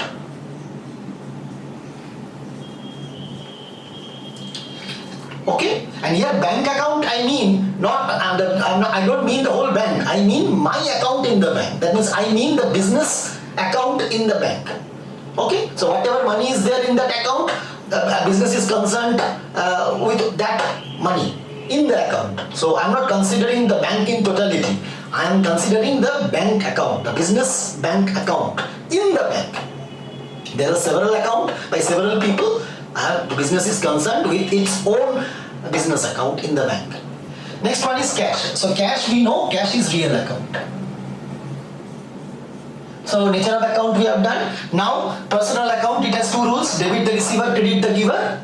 Now here bank account is personal account. So here instead of who or the person, it is bank. So you say to yourself, bank receives any benefit? Bank receives any benefit from business, or bank gives benefit to the business?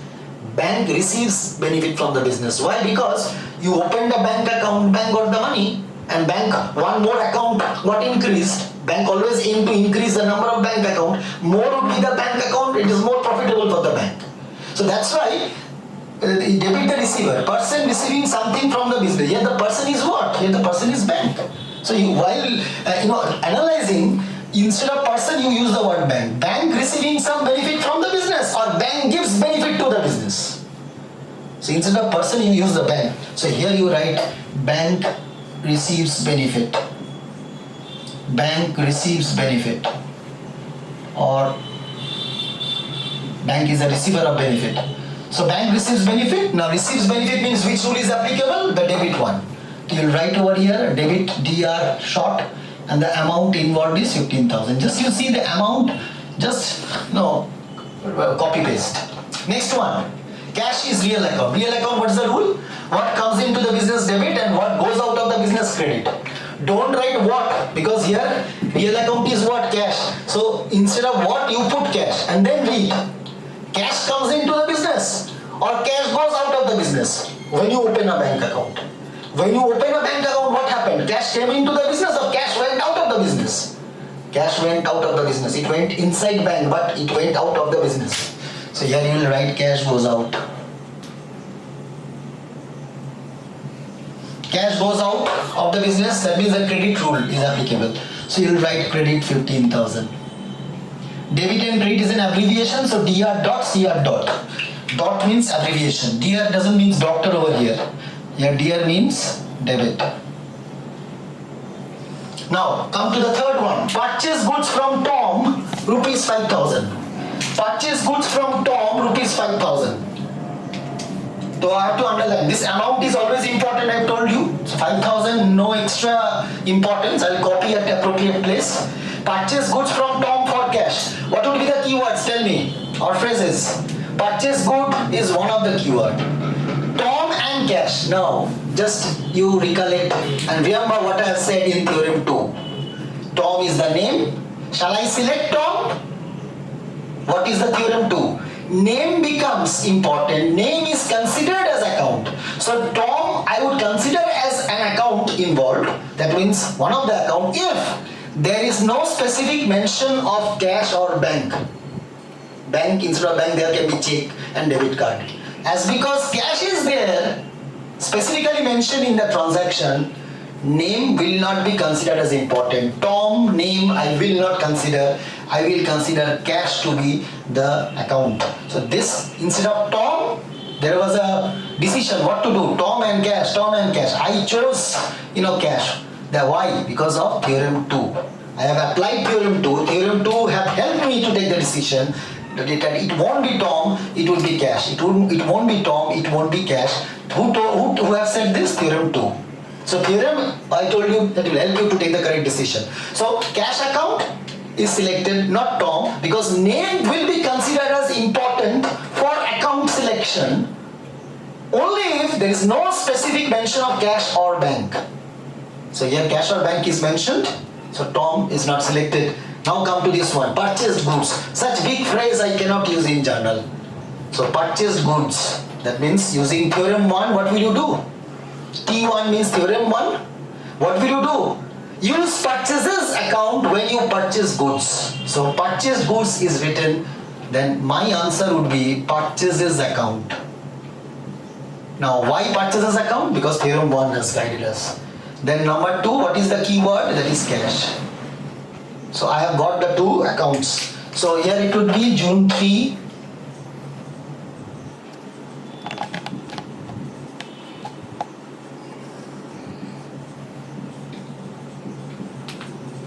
Now cash is real account, cash is your property, so cash would be real account. Purchases would be what account? Purchases means no name, so it can't be personal account, no way. Purchase is not your asset because you buy the goods and you sell it. It doesn't stay with the business for long. You want to get rid of goods as early as possible. Goods purchased, as soon as you sell, the speed with which you can sell the goods, that is much better. So it's a good indication that you are doing good business. So purchases would be nominal account because purchases is expenses. Expenses means what? All money spent for purchase of goods and sale of goods. That means the money is spent for buying goods, money spent transportation expenses to buy the goods, transportation expenses to sell the goods. These are expense. So purchase is your expense. Expenses, losses, income, gains, they are your nominal account. So here nature of account would be nominal. Then how affected? Purchases is your expense. So you write over here purchases is your expense.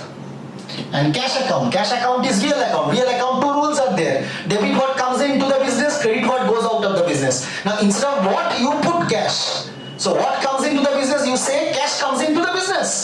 yourself. Cash comes into the business or cash goes out of the business. When you are purchasing goods, when you purchase goods, cash is coming to the business or cash is going out of the business.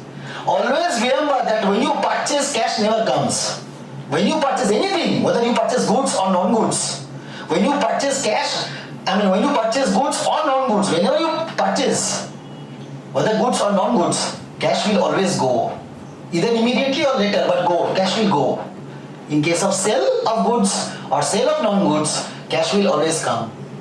Okay, so here that means cash comes into the business or cash goes out. Cash goes out.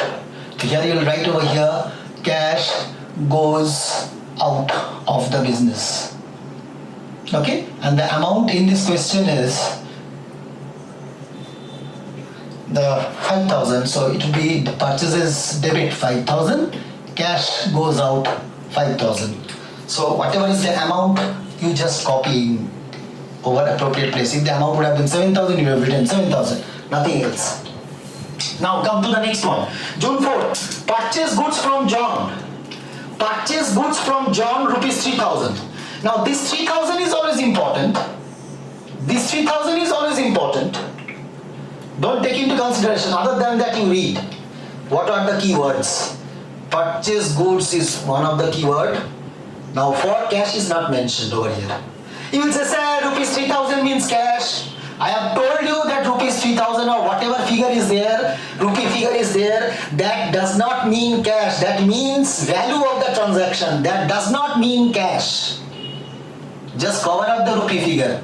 Read the sentence, purchase goods from John. There is no mention of cash over here. There is no mention of cash over here. Purchase goods. So theorem 2. Name is considered as important when cash or bank is not specifically mentioned. Cash or bank is not specifically mentioned. So here the key word would be John, and purchase goods is a big phrase. So using theorem 1, it will become purchases, and here John would be selected. That is using of concept of theorem 2. So here my accounts, 2 accounts are purchases account. Number 2 is John account. So here name become important because specific mention of cash and bank is not there. Instead of bank, it can be check is to be considered as bank, debit card is to be considered as bank. So here 2 important things are, that is June 4, it would be purchases account, and the other one is John account. Now purchases is expense means nominal account. John is a name, individual, so it will go to personal account. John is a natural person. Okay, now come to the rule. Nominal account, nominal purchase is an expense. So nominal account, the how effective reason is expense, and all expenses are debit. So debit 3,000. Why 3,000? Because the question said 3,000. Whatever the question amount, you just copy. Now come to John. John is personal account. Personal account, what is the rule? Debit the receiver, credit the giver. But shall we read only this first part? No. Person giving benefit, credit. Person receiving benefit, debit. Shall I use the word person? Here the person, who is the person? John. So instead of person, you replace and use John and say to yourself, do the analysis here so that you can come up with the correct answer. John receives any benefit from the business, or John gives benefit to the business? You have purchased goods from John. You have purchased goods from John. There is no mention of cash. That means John has given the goods to the business without money. So John has received benefit, or John has given some benefit to the business. John has given some benefit to the business. John has given the goods on credit. Credit means the business will be paying later. So the business will get the advantage of not paying immediately, but the business got the advantage of paying the money later. Baki diye chain being udhar. So John has given, allowed to credit. So that's why this credit and the credit, what I'm saying is different. English is one word, has different meaning. Here debit and credit are the symbols, that sort of. But here credit means, that means when you purchase goods on credit means you are not paying money immediately. You are paying on a later date. So here John has given benefit. So here you'll write John gives benefit.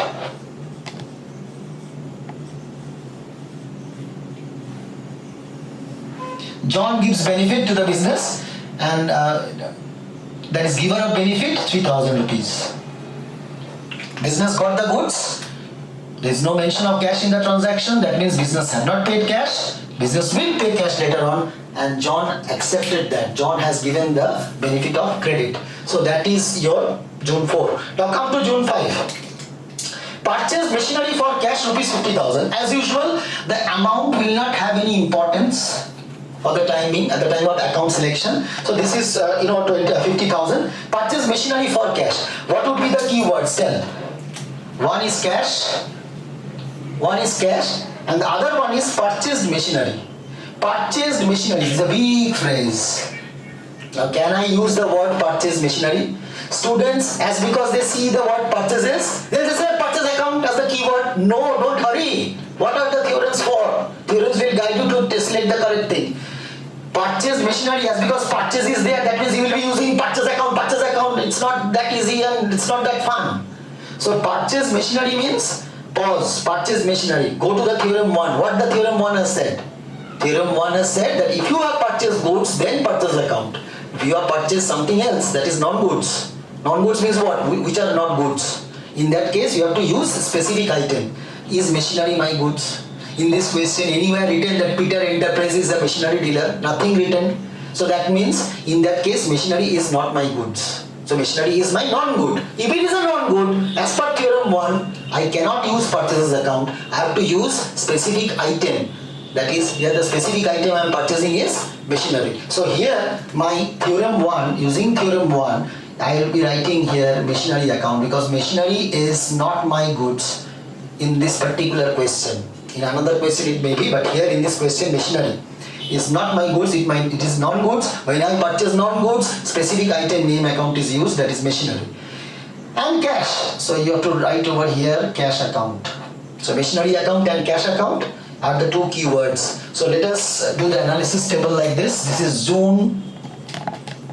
is your June 5. My keywords are machinery account, and the other one is cash account. Now machinery is your property, so machinery will go to real account. Cash is also property, so cash will also go to real account. You will say, sir, both real possible? Yes, why not? They are different. Machinery account and cash account, I am not going to analyze them together. I am going to analyze one by one. So both can be same, both can be different account. So machinery, real account, cash is also real account. Now come to the real account rule. Debit what comes into the business, credit what goes out of the business. Now when you purchase machinery, what happens?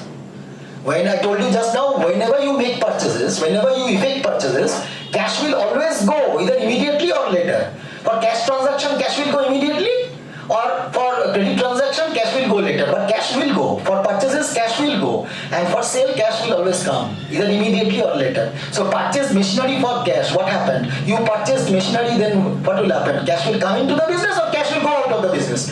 Cash will go out of the business. Then what will come to the business? Machine will come to the business. So machine comes to the business, cash goes out of the business. So here you will be writing that, yes, as because you are purchasing business, you will write machine comes in. Comes where? Comes to the business. Comes in comes in. That is, and cash goes out. Goes out of what? If there is space, you write the full sentence. Cash goes out of the business. There is not much of space. I have written only cash goes out. Machine comes into the business. You can write that. Machine comes into the business. Machine comes into the business. Cash goes out. Cash goes out of the business.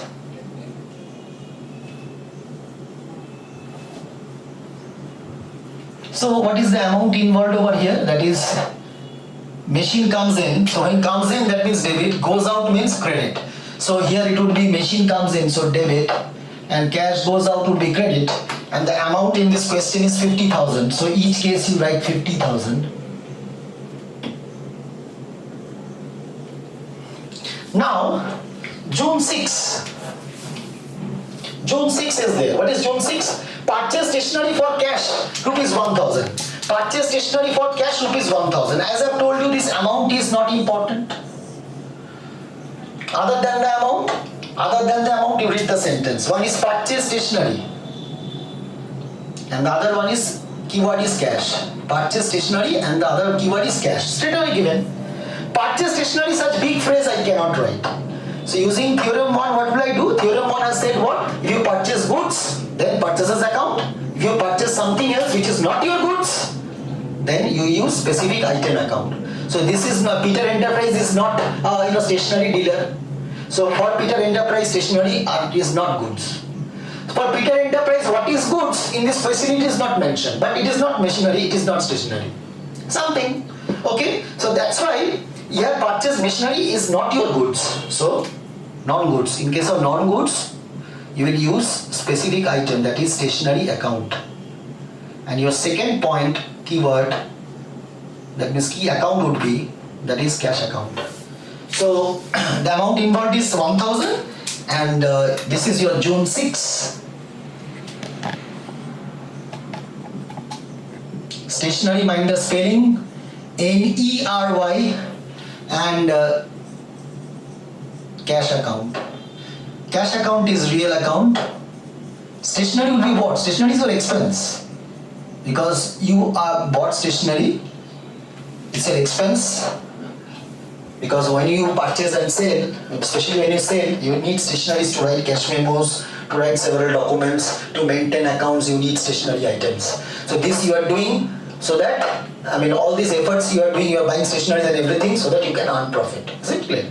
So that's why stationery is your expense. It's a regular thing. Expenses are always regular in nature. What I mean by regular in nature, that means in a year, couple of times you are going to buy these items. You are going to make payment for these items. So expenses are regular in nature, very much. That means in a year, many times. At least once or many times in a year. Now expense. Sorry, that means stationery is an expense, so the nature would be what? It will go to nominal account. The reason is, how affected? It would be expense. Nominal account expenses we know debit. Expenses and losses debit, income and gains credit. So cash account is real account. Real account has two rules, debit rule. What comes into the business debit, what goes out of the business credit. So cash come into the business or cash goes out of the business. Of the two, any one of them is applicable. You are purchasing stationery over here. If you purchase stationery, cash will come in or cash will go out. If you purchase stationery, cash will come in or cash will go out. If you purchase stationery, cash will go out. So here, cash goes out. When cash goes out, credit rule is applicable, 1000 rupees. So this one over. Now we will move to the next part, that is next transaction. Next transaction is different now. Sold goods to George for cash. Sold goods to George for cash. Sold goods to George for cash. What would be the keywords? The amount involved is 20,000. Forget the amount for the timing. Now read the sentence. Sold goods to George for cash. First of all, sold goods. And then George is there, cash is there. Whom to select? As I have told you, that name is there and specific mention of cash is there. When there is specific mention of cash and bank in the transaction, as per theorem 2, we select the cash. We select cash, we don't select George because specific mention. So by theorem 2 is applicable over here. That's why cash is selected, George is not selected. And sold goods is as per theorem 1. That is, when you sell goods, sales account is to be used and cash account is to be used. So here one of them is sales account and the other one is cash account. These are the two keywords from June 7 transaction and the value is 20,000. So this is June 7 cash account and the other one is sales account. Cash account is real account. Sale would be what? Sale is your sale of goods, you earn income. That is your revenue. So revenue, income, gain, nominal account. So sales is nominal account. Now if you sell goods, then what happens? Cash comes in. So cash means real account. Real account has two rules. Debit what comes in, credit what goes out. So instead of what, I will be using cash. So cash comes into the business or cash goes out of the business when you sell goods to George for cash. When you sell goods to George for cash, goods went out, but cash came to the business. So cash comes into the business. So here you'll write cash comes in. Cash comes into the business.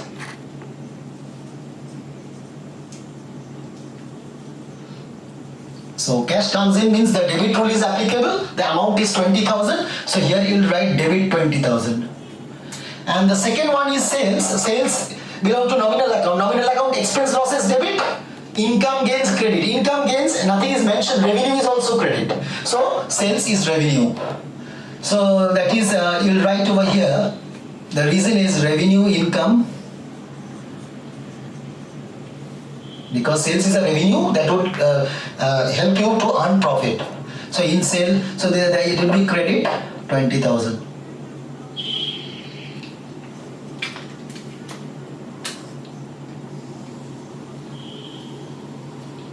So this revenue or income, which one you will be writing? If you have a doubt, that means you just see in your school what they are doing. So these are little issues. I mean, if you just do what your teachers are doing, then your teachers would be happy and you will also get marks. Okay, so that's this June 7 is over. Now come to the June 18 transaction. June 18 transaction is, so we have done till June 7. Now let us do June 18. June 18 is sold goods to Jerry, rupees 30,000. Now as I have said, the amount is always important. So let us gauge this amount and set aside. At the time of decision making, we should not take the figure into consideration, the amount figure. Now sold goods to Jerry. Now sold goods would be one of the keyword and Jerry is the keyword. So sold goods, according to theorem 1, that when you sell goods, you can't use the big phrase sold goods, you will be using sales account and Jerry account. So Jerry account and sales account, June 18. So after 7, June 18, so there can be, transactions can be sequentially, there can be gaps in between transaction. So we have to write as in the order. So after 7, 18, then 19. So 18 is, so here Jerry account and sales account. So in 18, Jerry account and sales account. Jerry is the name, individual, so personal account. Sales means, I told you, sales from sales we get income, we get profit. So sales is nominal account. Now nominal account, the reason is what you have to write. I told revenue or income. My personal view is to write income because sale ultimately leads to income. That means leads to profit. But if you're in your school, they write revenue, then you can write revenue. Or if your teacher writes income like me, you write income. Or if they tell you to write both, you write both. So sales account, nominal account, revenue or income. So I'll give a tick because that is my preference. So income and gains in the nominal rule, income and gains are to be credited. So Jerry account, so your sales account is to be credited 30,000 because the amount involved is 30. Now Jerry account is personal account. Personal account, you know the rule, debit the receiver of benefit from the business, credit the giver of benefit to the business. Receiver of benefit from the business debit, credit giver of benefit to the business. So here sold goods to Jerry. So that means you have sold goods to Jerry. There is no mention of cash in it. Is it clear? Don't confuse it. You will say 30,000 is cash. Repeatedly I am telling you, the amount should not be considered as cash. Put this thing in your mind, straight away in your mind. Always keep this thing that 30,000 is not cash. 30,000 is the value of the goods. You have sold goods to Jerry, 30,000 you should not consider as cash. It's a common error. Most of the students they say, sir, 30,000 cash is not mentioned, 30,000 is cash. 30,000 is the value of the goods, that is not cash. So you have sold goods to Jerry, Jerry got the benefit. Jerry haven't paid you cash. So that means Jerry will be paying later. So Jerry received benefit from the business. He got the benefit of credit. That means having the goods now, paying for the goods later. So here Jerry, personal account, Jerry receives benefit. I have written receives benefit. You can complete the sentence, receives benefit from the business. This is the minimum you have to write, receives benefit. Otherwise you won't get marks if you are asked to do analysis table. So, but you can write full. Jerry receives benefit from the business. Please, receives benefit I have written, you have to complete. Receives benefit from the business 30,000. So that part is over, June 18. Now come to June 19. This is a very tricky one. Please note. Jerry paid cash to the business 30,000. As usual, I have said the amount is not to be considered important at the time of this preparation of analysis table, especially analyzing the two accounts, 30 30,000, you cage it, no need to focus it on the figure now. Jerry paid cash to the business. Why it is a tricky one? Because you have to change the sentence. If you say paid means theorem 1, theorem 4, paid, sir, you told outflow of cash.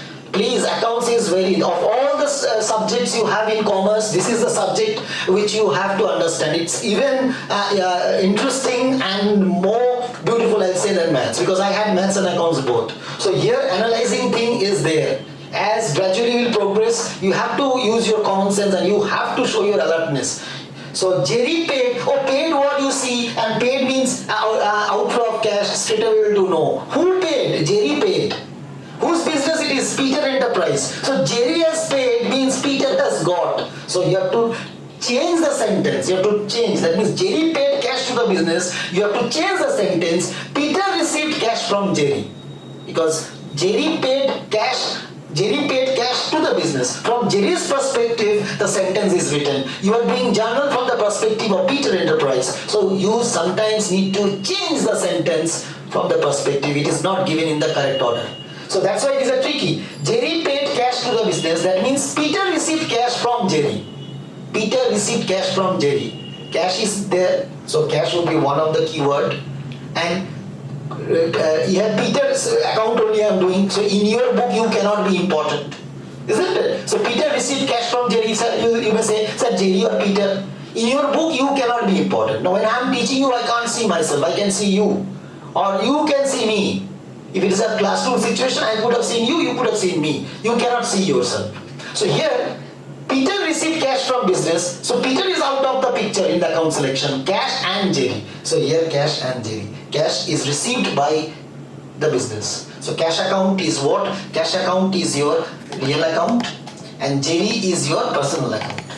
Real account, you know the rule, debit what comes in, credit what goes out. In place of what you place, because cash is real account, in place of what you put cash. Cash comes into the business or cash goes out of the business. Jerry paid cash to you.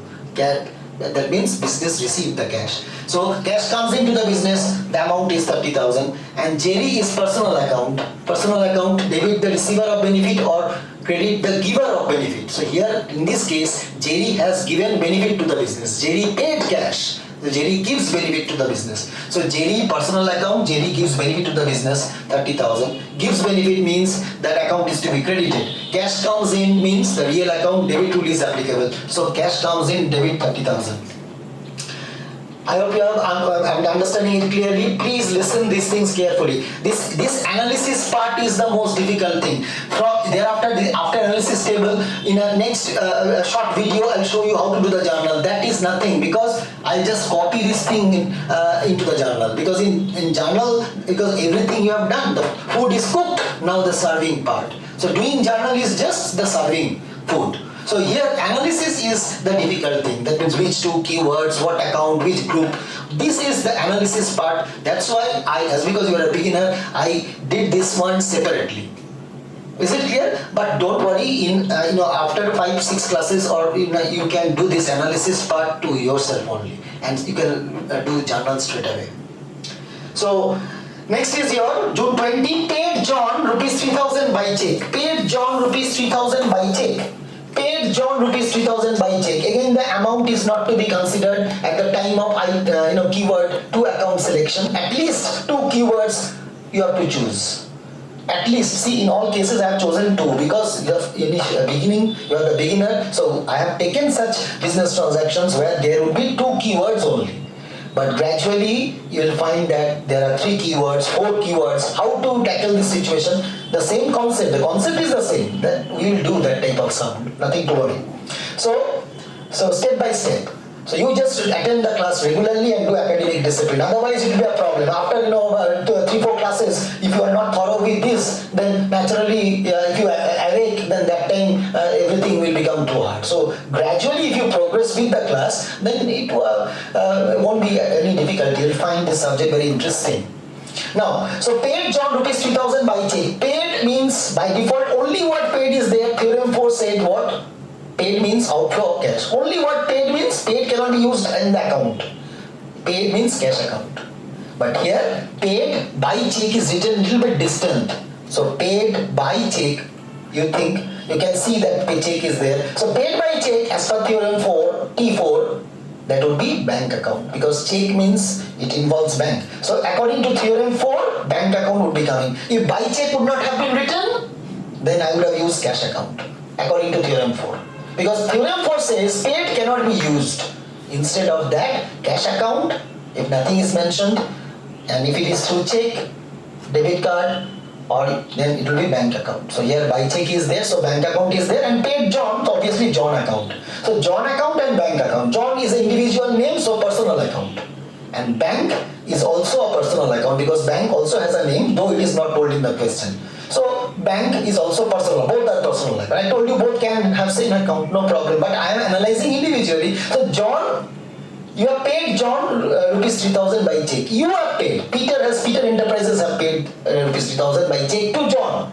Peter can't be important, I told you. So here what would be the important? When you are paying by check, your bank balance goes down. That means money from the bank is going away. Bank is giving the benefit. Yes, bank is transferring the fund from your account to John account. So bank is giving benefit to transfer fund from your account, means from the business account to John account. So your bank balance will go down, bank will transfer the money to John account. So here bank, personal account, bank gives benefit to the business. How the benefit? Benefit of transferring the fund from business account to John account. That is the benefit. The ultimate effect is that your bank balance will go down. So bank gives the benefit to the business. So personal account gives benefit, giver, who is the giver? That is credit. So bank account here is to be credited 3,000. And John is personal account, debit who receives benefit. So John got the money. So receives benefit from the business. So receives benefit from the business, personal account, receives benefit from the business, debit the receiver. So John receives benefit from the business, rupees 3,000. What benefit? John got rupees 3,000 in his account. So you write John account debit and bank account credit. Next one is paid wages to Ramlal, rupees 10,000. Paid wages to Ramlal, paid wages to Popatlal, paid wages to Sohanlal, Makhanlal, Gaganlal. Your name won't be important. Why? Paid means by default as per theorem 4. What theorem 4 says? Paid means what? When nothing is mentioned, unless otherwise, paid means cash account. Here by check is not written. So paid means cash account. Now paid what? What you are paying? You are paying wages. You can pay rent. You can pay salary. You can pay commission. You can pay interest. So whatever you are paying, that account would be important. So you are paying wages. The wages account. If you pay electricity charges, then electricity charges account. If you pay telephone bill account. So whatever you are paying, obviously that would be important. The other one is paid or Ramlal. Paid means cash as per theorem 4, because here nothing is mentioned. There is no mention of check or like that. So paid means cash. So paid become cash. कैसे? Theorem 4 से. Theorem 4 ने कहा paid means outflow of cash. So cash account. Now when there is a mention of cash, name cannot be important. Theorem 2. Name is considered as important only when specifically there is no mention of cash or bank. Here there is a mention of cash indirectly. Theorem 4 has helped us. So as because cash is there in this transaction, so Ramlal would not be considered. So Ramlal cross. Theorem 4, Theorem 2. Ramlal is unimportant over here because we applied Theorem 2, and paid becomes cash because we applied Theorem 4. Look here in the exam, when you do the analysis table in the school, don't write Theorem 1, 2, 3, 4. This is for our reference I have written, so that when you will be referring and understanding this, so that you can correlate the theorem with the situation. This Theorem 1, Theorem 2, Theorem 4, your school teacher don't know. This is between you and me. Is it clear? I told you this theorem I have written and given I always give to the students, so the students don't get this journal part wrong. Journal is very important because if you can't do this later on other chapters, if you make a mistake here, means that will lead to mistake there also. So that is very important. Okay? This is the base, the foundation on which you are making the whole building. So that's why Ramlal is not becoming important. Because paid Theorem 4 is cash. There is no mention of check, so it becomes cash. Cash and wages. So wages and cash. Wages is a nominal account. Wages, what is wages? Wages is paid to the laborers. You're paying to the subordinates. Isn't it clear? Subordinates, those who give physical effort. In commerce, you are studying under employment. Isn't it? That those who give physical labor, you pay them wage. Those who use mental labor, you pay them salary. So wages, you pay regularly. So why you are paying? Because you are paying for the services used. Read the expense definition which I have told today. So that means if you use a service and you pay, then that is also expense. So wages, expense means all expense, loss, income, gains, they go to nominal account. So wages, nominal account, reason expense losses are to be debited. So debit, the amount is 10,000 over there. Now cash is real account. Cash is real account, debit what comes in, credit what goes out. What is your real account item over here? Cash. So don't use what. These are generalized formula. That's why what, percent, these are written. So you have to be specific with your case. So in this case, cash is your real account. So cash comes into the business or cash goes out of the business. You are paying wages. You are paying wages to Ramlal. When you are paying wages to Ramlal, cash comes into the business or cash goes out of the business? Cash goes out of the business because business is paying for the services. So cash goes out of the business. So when cash goes out of the business, credit real account rule is applicable. So credit 10,000. Last one. So just here I want to say that paid wages, if this would have been paid rent to Ramlal, Sohamlal or anybody else, in that case also instead of wages it would have become rent. That means you are paying rent because you got the property let out to you. So if you got for that means for that you are paying. If you pay electricity bill, then electricity bill would have been used. So electricity bill, telephone bill, then insurance, all these are nominal account expense and these are very regular because in a year you have to make payment on these grounds, that is wages, rent, insurance, salary, then these are very regular. Okay, so at least once in a year you will pay or many times. So these are your expenses. So these will be debited. So only wages account. You don't write wages paid account. You don't write salary rent paid account. You don't write interest paid account. You don't write insurance paid account. When this is an expense and then you write only that account, wages account, salary account, insurance account. But why I told this? Because next one you can understand. Received commission. First of all, received commission. Received means what? Theorem 4 again. Received means inflow of cash. That means you got cash. That means cash account to be used. If it is written received commission by check, then I would have taken bank account. Okay, just read theorem 4. So theorem here only received commission. Obviously the amount is not important in these cases. As usual, so long you must be knowing that amount is not to be considered at the time of doing this analysis. So received commission 5,000 we don't take into consideration. So received commission, received theorem 4 cash account. One account you got. What would be the other account? The other account you can't write only received commission, so only commission. No. When you receive something, then the word received is to be added with the account name.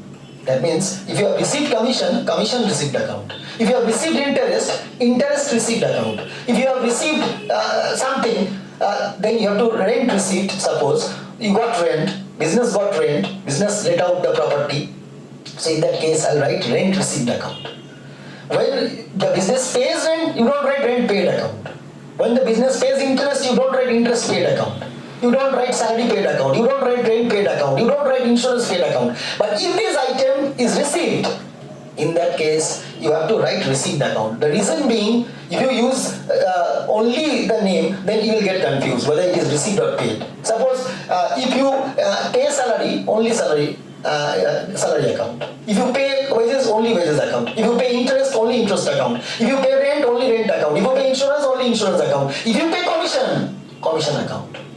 But if you receive commission, that time also if you use commission account, then you won't get confused that whether it is paid or received.